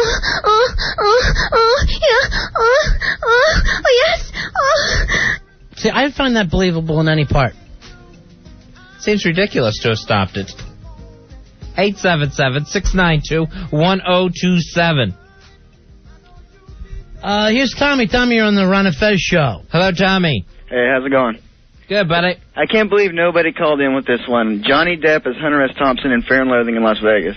Now, personally, I prefer Bill Murray as Hunter S. Thomas. Where the Buffalo Roam was good. I thought Johnny Depp was more extreme and captured the moment better because he was in that circumstance. But they were both good, but I prefer Johnny Depp. What about you, Fez? I was just trying to figure out if Johnny Depp looked like Bill Murray. But I didn't see the second one, but I liked the first one a lot. What's the second one and what's the first one? I saw the first one where the Buffalo roam. Okay. No, but I did not see the later one. That one is actually a lot more trippy. The second one, it's a lot of, camera making you feel like you're tripping the whole time. Oh, then I definitely like the first one. Here's Eric. Eric, you're on our Run of Fez. Hey, Eric. Yeah, how about Woody Harrelson as Larry Flint? That thing annoyed me so much, that movie with the slurring. Then, actually, Larry Flint called our show one time, and he slurred exactly like it. Yeah, Larry Flint is so nasty looking now. He's very disturbing to watch. Yeah, all right, thanks. His eyes are just bugging out for some reason. Hey, Sam. Sam, you're on Run of Fez. Hey, Sam, what can we do for you, buddy? Hey, Ed Harris, he really... 877-692-1027. Your ass got dumped. Hey, Jim. Jim, you're on Run of Fez. Yeah, hey, Jim. I got some bad casting. Yeah. John Goodman is Babe Ruth. I think he needs to gain more weight. I think... They found an actor too fat to play Babe Ruth. And there's somebody Fezzi mentioned before, Edward Herrmann played Lou Gehrig in a TV movie. Did he? Yeah, totally miscast. Who do you think played the best Jesus, though? The best Jesus. Defoe was the only one whose names I know. From The Last Temptation. Jeffrey Hunter, remember him? He was the first captain on Star Trek. No, I don't remember him as Jesus. He had a very thick neck. He looked more like a linebacker. All right, thanks, guys. Who was your favorite Jesus, Jim? My personal favorite? Yeah. There was a guy, I think his name was Powell. He played him on like an NBC miniseries. He looked just like every painting of Jesus you ever saw. See, that's why I like guys that look exactly like the painting. Yeah, he did. They had the blood coming down from the crown of thorns and all that. He looked great. I know I think last year they had one of the kids from Clueless play Jesus, and he was supposed to be the happy, fun-loving Jesus on a CBS miniseries. I didn't know Jesus was ever all that happy. Just dancing and laughing, splashing around in the water with the disciples. All right, hold on. Mikey D, come on in here. Mikey D, of course, knows all the Jesus people. Oh, good. Yeah. All right, thanks. Thanks. Send Mikey D on in. Mikey, do you know this guy? Robert Powell? Yeah. Don't know him personally, I'm sorry. Yeah. Good actor? Good actor. He was also the father in Tommy. The father? Oh, okay. The one that was killed in the beginning and then came back. That guy, actually, I can't even really remember too much. He just came in and took a lamp in the head. Ouch! He was only in those two movies, I think, that I remember. Really? I don't remember anything else that he did. Yeah. Do you have a personal story on Robert Powell? Favorite Jesus? No, sorry. But I did work with Edward Herrmann. Really? Yes. In which movie where he was Roosevelt? I was in Midsummer Night's Dream with him, with Richard Gere. How was he? He was okay. He was a nice guy. He did The Great Gatsby right afterwards. That's right. That man, if he had been born, 50 years earlier, he'd been all set. He has that look. Here's Chrissy. Chrissy, you're on Run Fez. Hey, Chrissy. I'm Fez. Yeah. I saw this movie, I don't know if it was a cable movie or what, but it was called Norma and Jean. Yeah, I saw that. Plenty of Bush. Yeah? Famous Bush. Mira Savino played her. Yeah. Marilyn Monroe. And her face didn't really look too much like her, but she had her mannerisms down perfectly, and her body looked like it. I thought it was pretty good. Who was the other one, the other famous girl? Ashley Judd. Ashley Judd. Oh, okay. And they both showed Bush. Did they? Yeah, I was very, very happy. I don't remember that. Just trying to top each other. Well, I'm going to show Bush for my character. Well, I will, too. Okay. Well, one of them played Norma Jean, Yeah, and the that other was, one played Marilyn Monroe, even though they were the same person. That's kooky. And I'm like, whatever, let's get them naked. 877-692-1027. It's almost impossible to pull off playing a real person, though. Don't you think? Yeah, what you're better off doing is getting someone who's dead that no one can compare you to. Like if you get like a Joan of Arc or something. Oh, yeah, that right. someone doesn't know. Yeah, you play Thomas Edison, who's not going to believe you? There, you all set. But if suddenly you could try to play Gilda Radner like this girl did, it ain't going to work out. Oh, God. That just bit the big one. That was horrible last night. Now, when I was little, I saw Lenny Bruce getting played by Dustin Hoffman. I'm like, wow, this is really great. And later I saw Lenny Bruce and things like, that doesn't even remind me of him. This didn't work for me whatsoever. Hey, Tom, you're on Ron and Fez. Hey, Tom, what can we do for you? I got one for you guys. It's Tommy Lee Jones' Ty Cobb. Yeah, as old Ty Cobb. Yeah. He played Ty Cobb as 90. Yes, I was. It was So great. no matter what old man you're playing, and all he was real racist. Yeah, that's true. Not to mention a drunk. Yeah. All right, see you later. Thanks a lot, guys. I remember Tommy Lee Jones, when he was shooting that thing, he showed up at some award ceremony, and he had the Ty Cobb hairdo, and tried to explain to people that he's not really bald, he's just plain Ty Cobb. All right, Fez. Spy report. With 5 minutes left in the game, Maple Leafs leading the Islanders 3-2. All right, so still 3-2, Toronto up in Game 7. Roy just went running out of here as if maybe he gave me the wrong. This from Mike. This Mike the teacher. Sarah Jessica Parker was excellent as the yearling. That is true. That was actually her best role ever. Nailed it. It was the best thing I've ever seen her do. Here's a little clip from that, Fuzzy. Congratulations, Sarah. The fabulous Sarah Jessica Parker. When's she having a colt? When's her fold coming in? Should be about 9 months from now, I guess. Hey, Phil, you're on Ron and Fez. Fezzy, I'm so surprised at you. Judy Davis is your favorite Judy Garland. You know, I never saw that. Did you, Fez? I saw parts of it. I didn't get to see the whole thing. Oh, but you yeah. saw the whole thing. Admit it. Apparently, Admit it. Apparently it was a rave. It was good. I saw it. All right, thanks. You never saw it, Fez? I did not get to see it, but everyone loved it. Yeah, everybody went crazy over it. I think I might have saw like a commercial for it and went, oh, I want to see that, and then I didn't. See, that's the problem. We'll see commercials and we think we saw the whole thing. Here's Jimmy. Jimmy, you're on Ron and Fez. Hey, Jimmy. Buddies. Yeah. Hey, Don Cheadle played a pretty good Sammy Davis Jr. in that movie, The Rat Pack. That's the Ray Liotta Rat Pack? Yeah, he played Sinatra, Ray Liotta, I think even Joe Montana. Yeah. Yeah, he played Dean Martin. That was pretty good. This is awful. And my own personal favorite Jesus is the one in Jesus Christ Superstar, the movie. Oh, yeah, but I never saw that. But you would have to figure one of those guys would be able to pull it off. But that all came across as Tommy to me.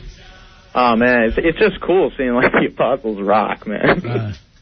Here's Harry. Harry, you're on Ron and Fez. Hello, Harry. How you doing? Yeah. Rich Little as Johnny Carson in The Late Show. Awful. Good or bad Just there, Harry? awful. It was Rich Little in a white wig doing Al Dukes' Johnny Carson impression. All right, let's bring Al in and see if he'd have been better. But put him in a white wig. I got to tell you the truth. I've never thought that Rich Little has pulled off one thing in his life, and his whole multi-millionaire life. That's the thing. We were taught, Ronnie. We were taught, here's the master impressionist, that he must be doing it good. All right, here's Al doing his Johnny Carson impression. That is weird stuff. I did not know that. That show was weird. Just awful. It was wild. Now you picked that up from Saturday Night Live, right? Yeah. Because I don't think he's ever said weird or wild. No, when the animals would come on the show, sometimes they were weird. I don't think he ever did. I think that was just the impression of him. The Dana Carvey. Hey, Fezzy, didn't you tell me that Carson's doing an interview? Yeah, I think that's coming out in Esquire magazine, where he talks about he's not going to do that NBC 75th anniversary show. He says that is just too self-congratulatory congratulatory. Okay, like your last show, was it? And it's too much of, oh, look at us, look what we did. So he's not going to be part of that. He was the one guy who actually just walked away from it. Yeah. And apparently he is just adamant about, I'm not coming back. I'm not doing anything. And I remember on his last show, he said, the next time I find something that I want to do, I hope you'll invite me into your homes. We've been waiting 10 years, Johnny. Hey, Mike, you're on Fez. Hello, Mike. Hey, guys.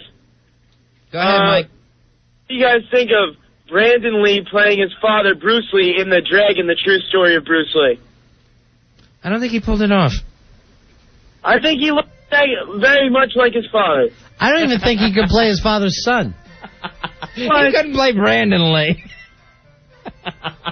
That's the worst thing to say about an actor. Hey, Doug. You couldn't play yourself. Doug, you're on Run Fez. Hey, how's it going, guys?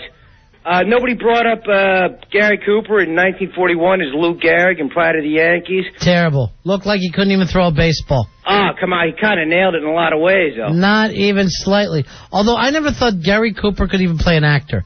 No matter what he was doing, I don't know why he got so big. I don't know what the thing was there for him. A lot of people disagree, but I don't know. I thought he was pretty good. All right, see you, man. All right, have a good one, guys. Thanks for the call, Doug. All right, we'll take a break. It's Ron Fez Show. 1027 WNEW, New York.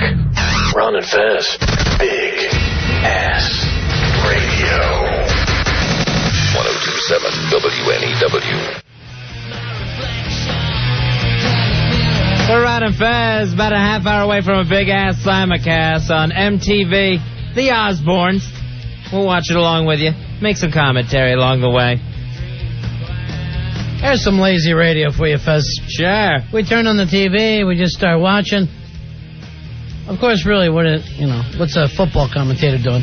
Hey, we got some, Spy report. little bad news for you Islanders fans. It's over. All done. 4-2. Toronto beats the Islanders and wins the series 4-3. We'll check on the Nets now, Fez. We'll just move over there and just take it as it goes. 877-692-1027 is the toll-free phone number. All right, Iceman on the instant feedback says, now this is good. Now the Islanders can go play golf with the Knicks and the Rangers and the Devils. Not exactly huge sports year for us.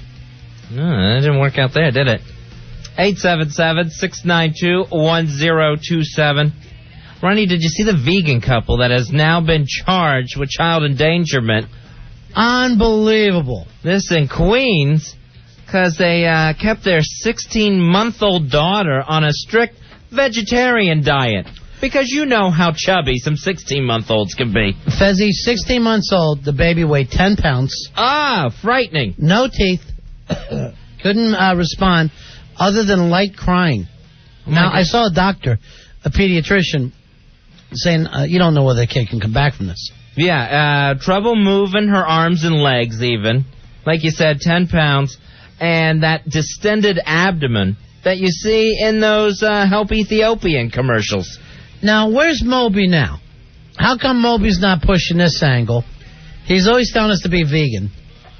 And look what happened to this kid. They said the couple fed the baby ground nuts, fresh squeezed juices, herbal tea, beans, cod liver oil, and flaxseed oil. And I guess the baby never even got mother's milk.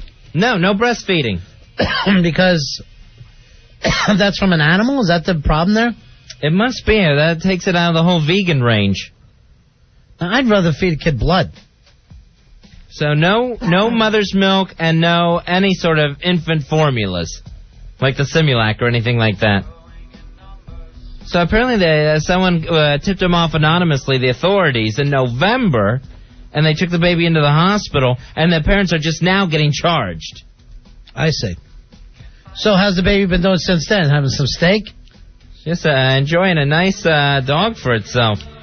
So the girl is now 20 months old. She now weighs 20 pounds, which is the normal weight for like a 10-month-old. So she's still, half the size she's supposed to be. Now, I never even understand the vegan thing. How's that different from vegetarian? I think you're the same thing. It seems like it should be. I guess you take out any sort of animal product at all, altogether. So, I mean, like, maybe a vegetarian could have milk, because that's not meat. You're not killing the animal to get milk. But the vegan, you're not doing anything with any animal product. All right, so... And that is my guess. So you can't have cheese if you're a vegan? I would guess not. I would say no. That's an animal byproduct. And I don't think they're into that sort of thing. So not only do they not want the animals to get killed, they don't want the animals' teats even squeezed. No, they don't want a finger on these animals. All right, what else can a vegetarian eat that a vegan can't? Now, don't some of them eat fish? No, not if you're vegetarian. What's the whole... I only eat fish. That's a guy who likes seafood. Oh, okay. Because I mean, if you're going to think that animals are something, you know, how's a shrimp any less good than a squirrel? Then you always hear there's the, I don't eat things with a face. All right, now the vegans also, this on the instant feedback. Yeah, well, a shrimp would have a face. Fish. An ugly one. Yeah, sure. Well, there's not really a lot of attractive animals. You get outside those red-ass baboons, and none of them are really attractive. All right, vegan also won't eat eggs. All right, animal byproduct. But, you know, animal pooting out an egg. It's not put it, though. I don't want to get into the whole thing of where babies come from, but there's no Putin. Here's Henry. Henry, you're on Run and Fez. Hey, Henry. There aren't any, if you have vegan, you can't eat vegetables or anything that'll kill an organism. So a vegan can't eat vegetables? Like, yes, you can eat like an apple because you take an apple off the tree and the tree is still there. You could eat a flower, but not like, you know, like a potato because the potato is the root of the plant and then the plant can't live anymore. I see. That's why they were giving the kid nuts. Because you could eat a nut. All right, so a vegan goes further than just the face thing. A vegan will act like the plants have feelings? So you can't kill any sort of organism. If you have to kill the plant to get whatever you're eating off of it, then don't do that if you're a vegan. Yeah, it's completely pacifist. I know. What are you supposed to do? I know that there's vegan restaurants. We probably ought to try some food from there, Fez. In Manhattan, I saw Moby saying the best place in the world to be a vegan is Manhattan because there's so much food here. Oh, okay. But I don't know exactly. Welcome, vegans. All right, here is Cecilia thinks she knows the difference. Cecilia, you're on Run and Fez. Hey, Cecilia. Hi, how are you? Yeah. Well, actually, vegans tend to not wear anything also that are, you know, like leather, suede, anything that comes from What animals. about pleather? Will they wear pleather? Pleather? Mm-hmm. Maybe, I guess. It's not real. It's not real leather. Okay. But a vegetarian will wear leather. Yeah.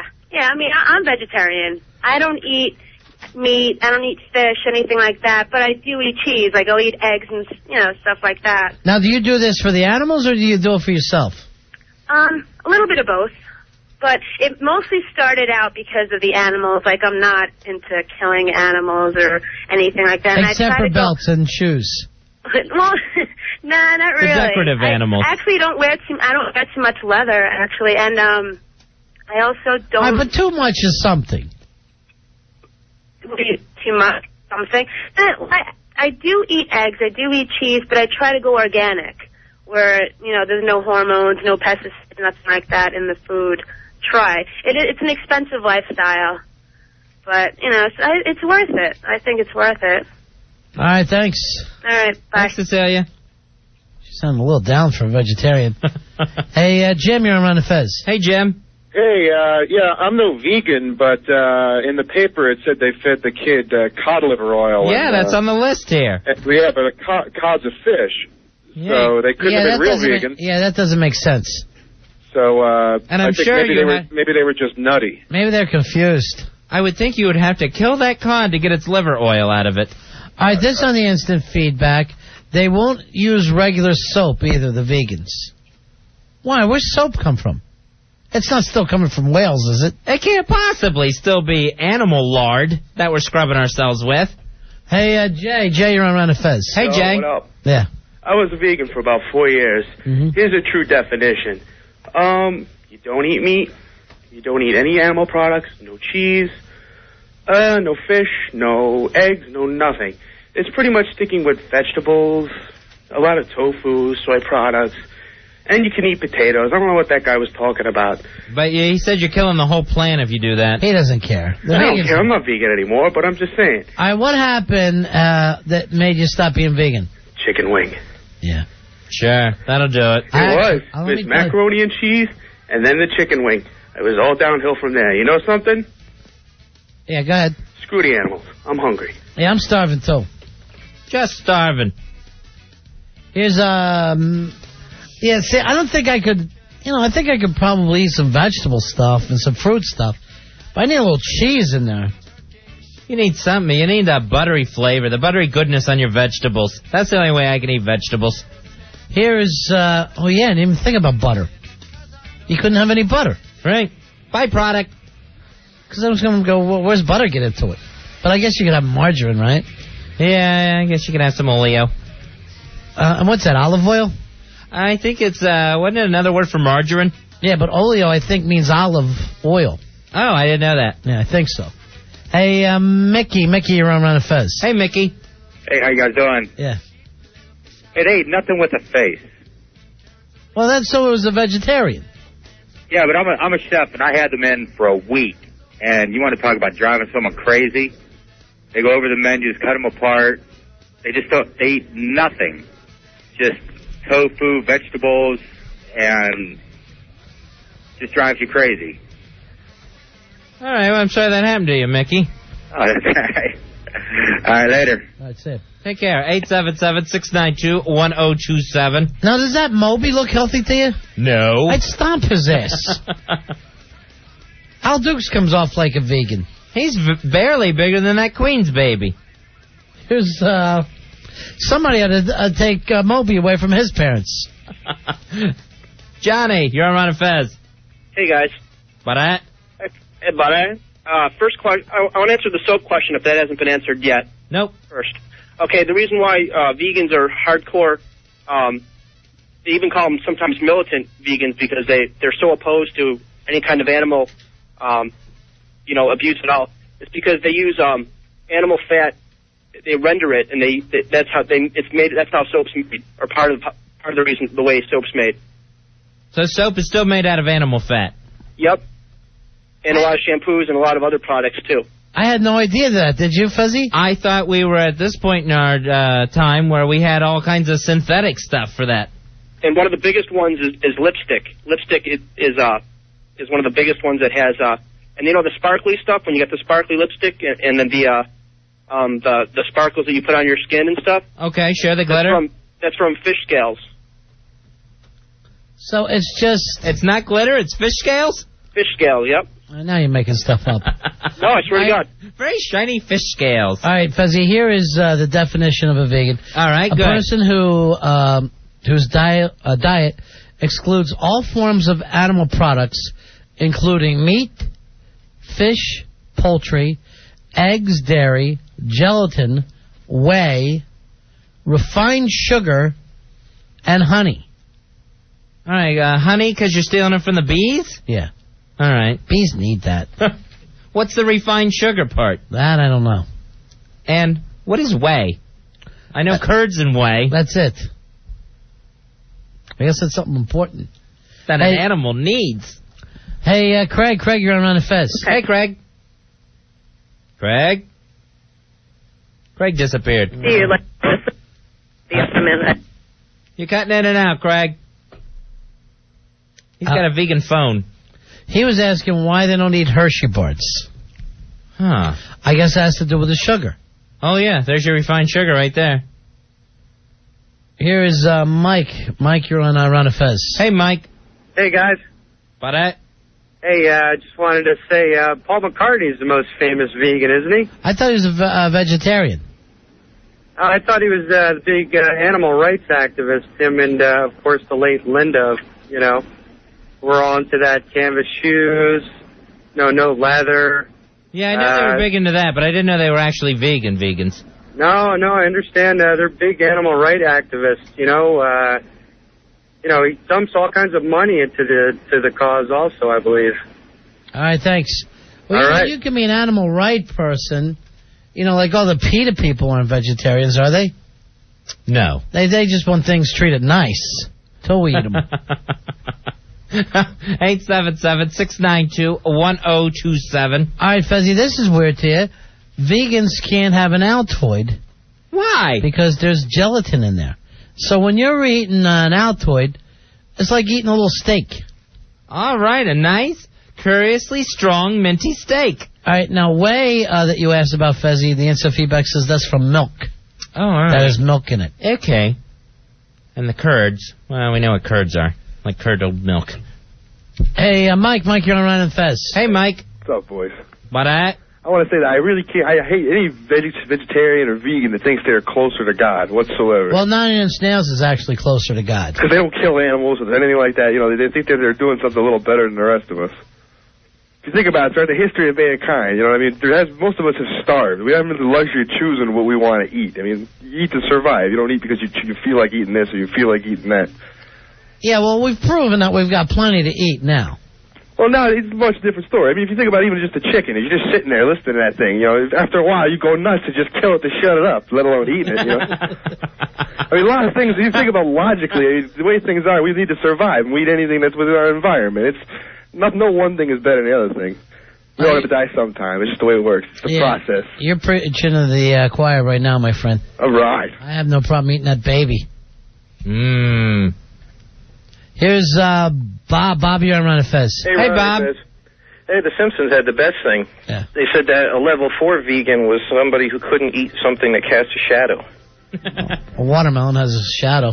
And they also once showed a picture, a silhouette of a man, and they said the food chain, all the foods, including all animals, monkeys, everything, went into the guy's mouth. What? I'm very lost now. What was the food chain? How that worked? The human food chain. They showed a silhouette of a man, and they showed just about every animal on the earth going into his mouth.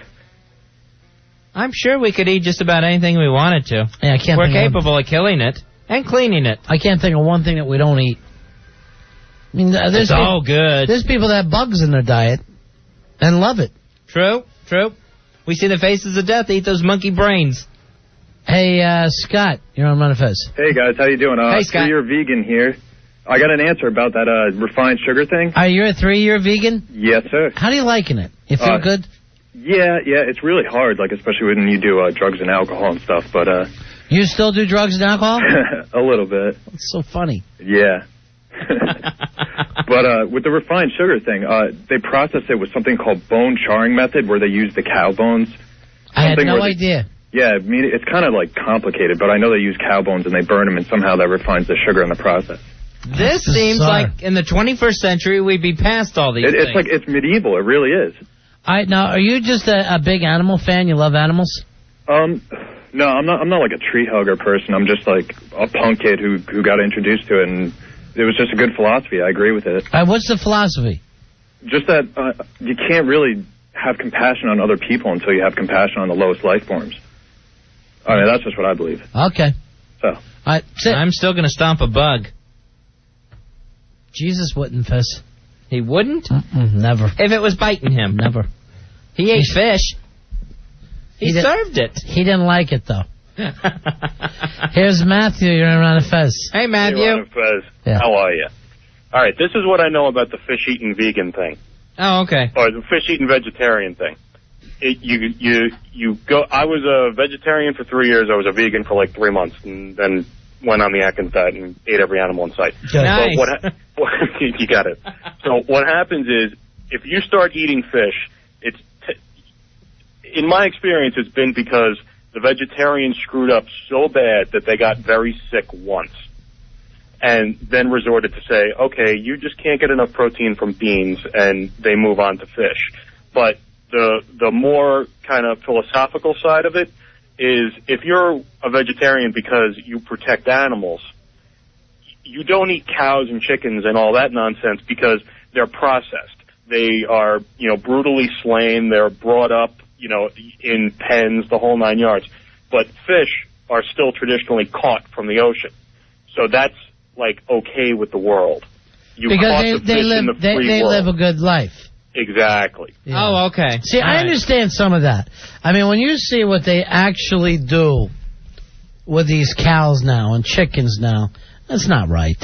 Where they grow up in a pen and they're just stuck in the confined area till they finally get offed. But that's what that whole free-range chicken thing's about. So the chickens are just free living it up until it's time to get killed. Right. Like, basically, all food was up until, 50, 60 years ago. Here's Barbara. Barbara, you're on Fez. Hey, Barbara, what can we do for you tonight? Hello? Yeah, go ahead, Barbara. Hi. Yeah. It's been statistically proven that more animals are killed to plow crops, to grow vegetables, than are actually killed for people to eat meat. Okay, we still have animals pulling plows, too? Other than the Amish. When they cut down the forest and plow the crops to grow the vegetables, more animals get killed, like squirrels, gophers, deers, those kinds of animals are actually killed. Okay, she's saying now where we clear the forest to make farmland, that all those forest creatures are getting killed. Yeah, there's a good point about that. I never even thought of that one. She is making some kind of sense. I thought you meant there was a lot of mules just getting killed. Yeah, right. I thought the same thing. I thought we were worried I'm about thinking, that. well, maybe third world somewhere. Yeah, we are moving a lot of animals around when we're planting crops. But, I mean, can we honestly sit around and act like they're people? No, because in the Bible, Ronnie, in the book of Genesis, it says, we have dominion over the beasts of the field. All right, here's one for you. Left Eye runs over a kid last week. Right. And that's worth $900. I mean, if you really wanted to get on a bandwagon. I mean, if you really say, I just want to make the world a better place. Help fight AIDS in Africa. Help fight starvation all over the world. But who the F cares about a cow? It seems like that would be so much more appreciated than the chickens are going to give you back. Here's Erica. You're on Run of Fez. Hello, Erica. Hi. I'm a pediatric dietitian, so any questions that you have, I could probably answer. You sound like you're two. Pediatric sounds like you are a child. That's our first question. Are you two? What happened to this little kid in Queens? Why did this nut and juice and tea diet just emaciate this kid so badly? 10 pounds in 16 months. Yeah, it would not be enough protein, enough calories, or probably multiple vitamin deficiencies. Could lead to blindness, to a lot of malfunctions of different organs. Very unfortunate. Do you think this kid can come back from this? Well, right now she's in, or he or she, I don't even know. She is in a failure to thrive state, which is exactly what you said, half the size that she should be at this age. And it is possible to come back, but it's going to take years. And also, Fez, you have to do so much learning, and the brain develops in the early years that, kids that have that bad infancy, it's very, very difficult. Yeah, that brain just wasn't able to function to come up with these things. Exactly. There's going to be long-term consequences, definitely. All right, thanks a lot. We have got to take a break coming up because we're going to do the simulcast for the Osbournes. We've got a lot of pair of tickets to see Hollywood Ending. This is the new Woody Allen film. It's going to open nationwide Friday, but we can get you into an advanced screening on Wednesday night, courtesy of DreamWorks Pictures. It's 877-692-1027, 877-692-1027. If you're a Woody Allen fan and you want to see this brand new movie before everybody else, it's called Hollywood Ending. It's going to open up this Friday, and we got the advanced screening on Wednesday. Now, Earl came up to me today and goes, would you guys be interested in going to another screening like you did? So I go, what movie? Star Wars. I go, why even ask us? Assume yes. Yes. I go, you've got this thing for an advanced screening? No. He's so frustrating. I swear, he's just trying to make conversation. He's stopping me in the hall, and I'm sitting there talking to him. Do you hate terrorists? Yes. Yes, we do. He's just talking for the sake of talking at this point. We're going to take a break here. When you come back, make sure you have your MTV on and with the sound down and the radio on. And we will simulcast the Osbournes on MTV. If not, you can listen to it with us and we'll all laugh together. 877-692-1027. Now I get the phone number, but the phone lines won't be. We won't be using them. But you can contact us on the instant feedback at WNEW.com. We'll take a break. Big ass simulcast next. Ron and Fez. Ladies and gentlemen, it's time for a big ass simulcast. We're Ron and Fez bringing you the Osbournes on MTV. To learn how to love. Turn your TVs to MTV, turn your radios to Ron and Fez. We'll handle the commentary for you. Oh, tonight's episode of Very Aussie Christmas, Beautiful. Ronnie. Our city, the big town. With special guest Louis Osbourne. The Osbournes are in New York, Fezzy. Beautiful. I hate Christmas, man. He hates I hate it with a passion. We're at the show in New York. She's the Prince of Darkness hates Christmas. There's a vegan. Ribs. Yeah. There you go, Jack. Give me the baby Oh, back. Jack is black. That makes Jack a cannibal eating ribs. Oh, Ozzy is singing the baby back rib song. It's a blood clot. It's a blood clot? Yeah. Ew. He's just been arrested for robbing the house at the back of us. I think it's funny. All right. Goodbye. Their security guard robbed the house that's They were back of them. running the waterfall today in our pool because it's now working, and everybody's like, "What is he doing here?" Because he doesn't come until 6 in the evening. He comes when it gets dark. He's casing the joint. At 6, and he's there with his son. And they appeared at the back of the guest house. He leaves. They're screaming 2 Rodney King. minutes later, the police are there saying, "Oh well, we've just arrested him. He's in the back of the car." Hey, why my watch is gone? What? My watch.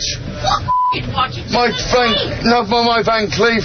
Where did you leave it? By the side of the bed. The security guard probably stole it. Sure he did. It's gone. It's that's what he's probably doing. Oh, my jewelry. Sharon.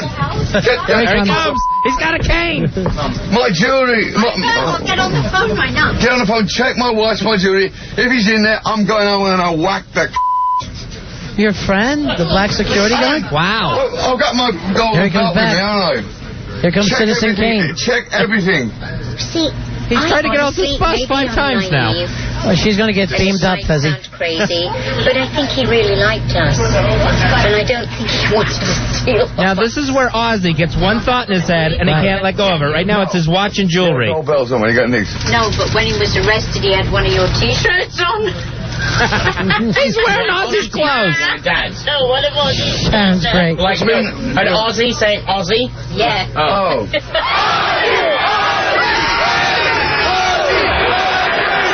The St. Clown Posse at the front. Here we go. It's a very Aussie Christmas.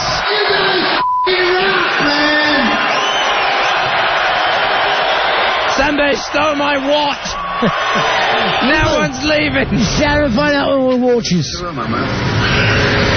How many is this? 150 million? I don't know, but I'm still broke. Yeah, I do. I like Christmas. I do. I love buying presents. And it's another reason for me to go shopping, so I love that. Yeah, it's the island of misfit toys. What are these for? She won the lottery. Where the hell they stay? In 1930? Okay, all right, darling. One of these is A black bag. a black bag. Is me for watching there? Smithy. Really? Yes. And has he got a twin brother? He's got a twin brother, They got triplets. and they've had triplets, and I have no idea what's in the other one. But Sharon, come on, this looks very dangerous to me. It looks like Mole on 2 for the next Look, 9 I years. can't eat it, and I can't wear it, so I don't want it. But what is it, Sharon? You want to know what it is? Look inside it. Gucci vibe there, which means my balls are touching the back of my shoulders. When I was a kid, I'd get one gift. I'd get a smelly old sock. There's a few nuts in, a couple of pennies, an apple and an orange, And that was it.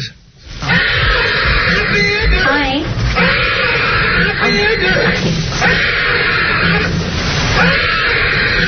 Stop it, Ozzy.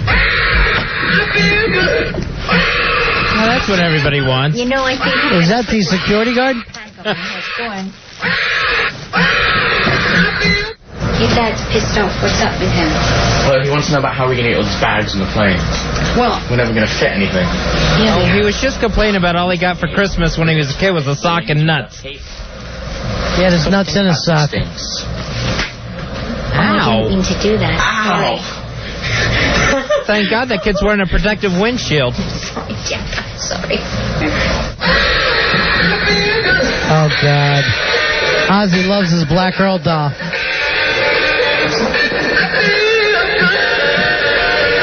Come on, James. Someone's got a new obsession. Sure. Best thing I ever seen.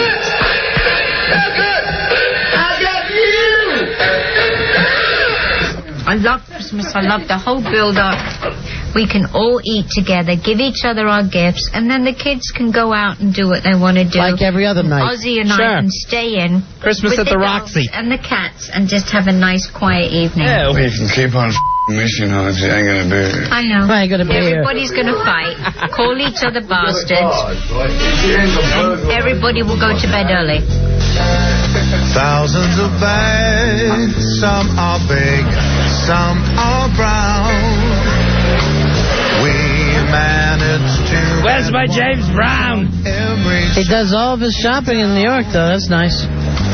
Leave some money here. We had a blast everywhere that we rolled. Is that ass man waiting out front for him? After all the fun, it's time that we go home. We're going home to see Minnie. We're excited. Talks like such an adult.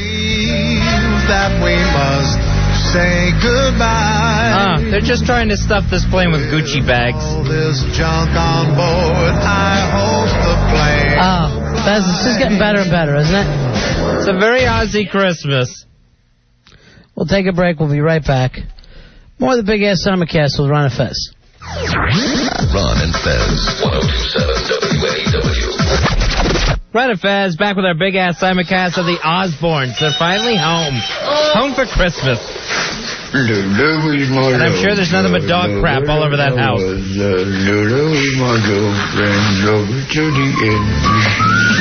See, drugs are fun. Sharon's kissing him. Oh, wait, that's not Sharon. That's the dog. Oh, jeez.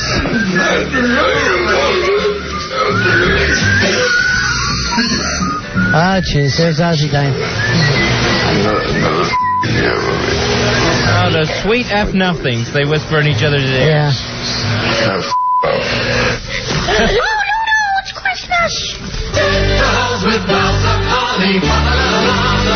All right, let's see what the Osbournes get for Christmas. The Prince of Darkness and his family love Christmas.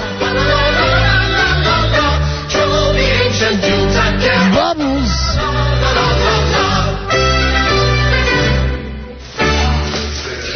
They put a devil head on top of the tree? Sure.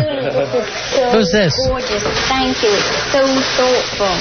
Lulu is Ozzy's eldest son. Oh, jeez. From his first marriage. He's a big part of our family. Sure is. That's why he showed up in episode 10. That Jack. Oh, that's just the nicest thing. That's a picture of my mum when she was 16 years of age. That's a young Ozzy. Do they wear hats here at Christmas? No, we do those stupid little things that you get from the bonbons. So the nanny doesn't even get off on Christmas. Never. She's like a slave, white slave. So handsome, that outfit. It's gorgeous. Oh, you're so great, Ozzy. Well, Sharon's the Burger King. No, all done. Ozzy's going to start carving up the neighbors. Ozzy's got a knife. Oh, look, they ate Jack. Who gave the baby the knife? Who gave the baby the knife? Right, so I'll see you guys in there. Back gravy. Great. Some Christmas, that's why it's very All that stuff. The girls going, some having Christmas. Right. I didn't get any gold blocks. That's a rock star Gravy maker extraordinaire. Can you pass my stairs, please? What? Oh, she's pretty. Let's make everyone sit down, please. Yes, Kelly. She can't wait.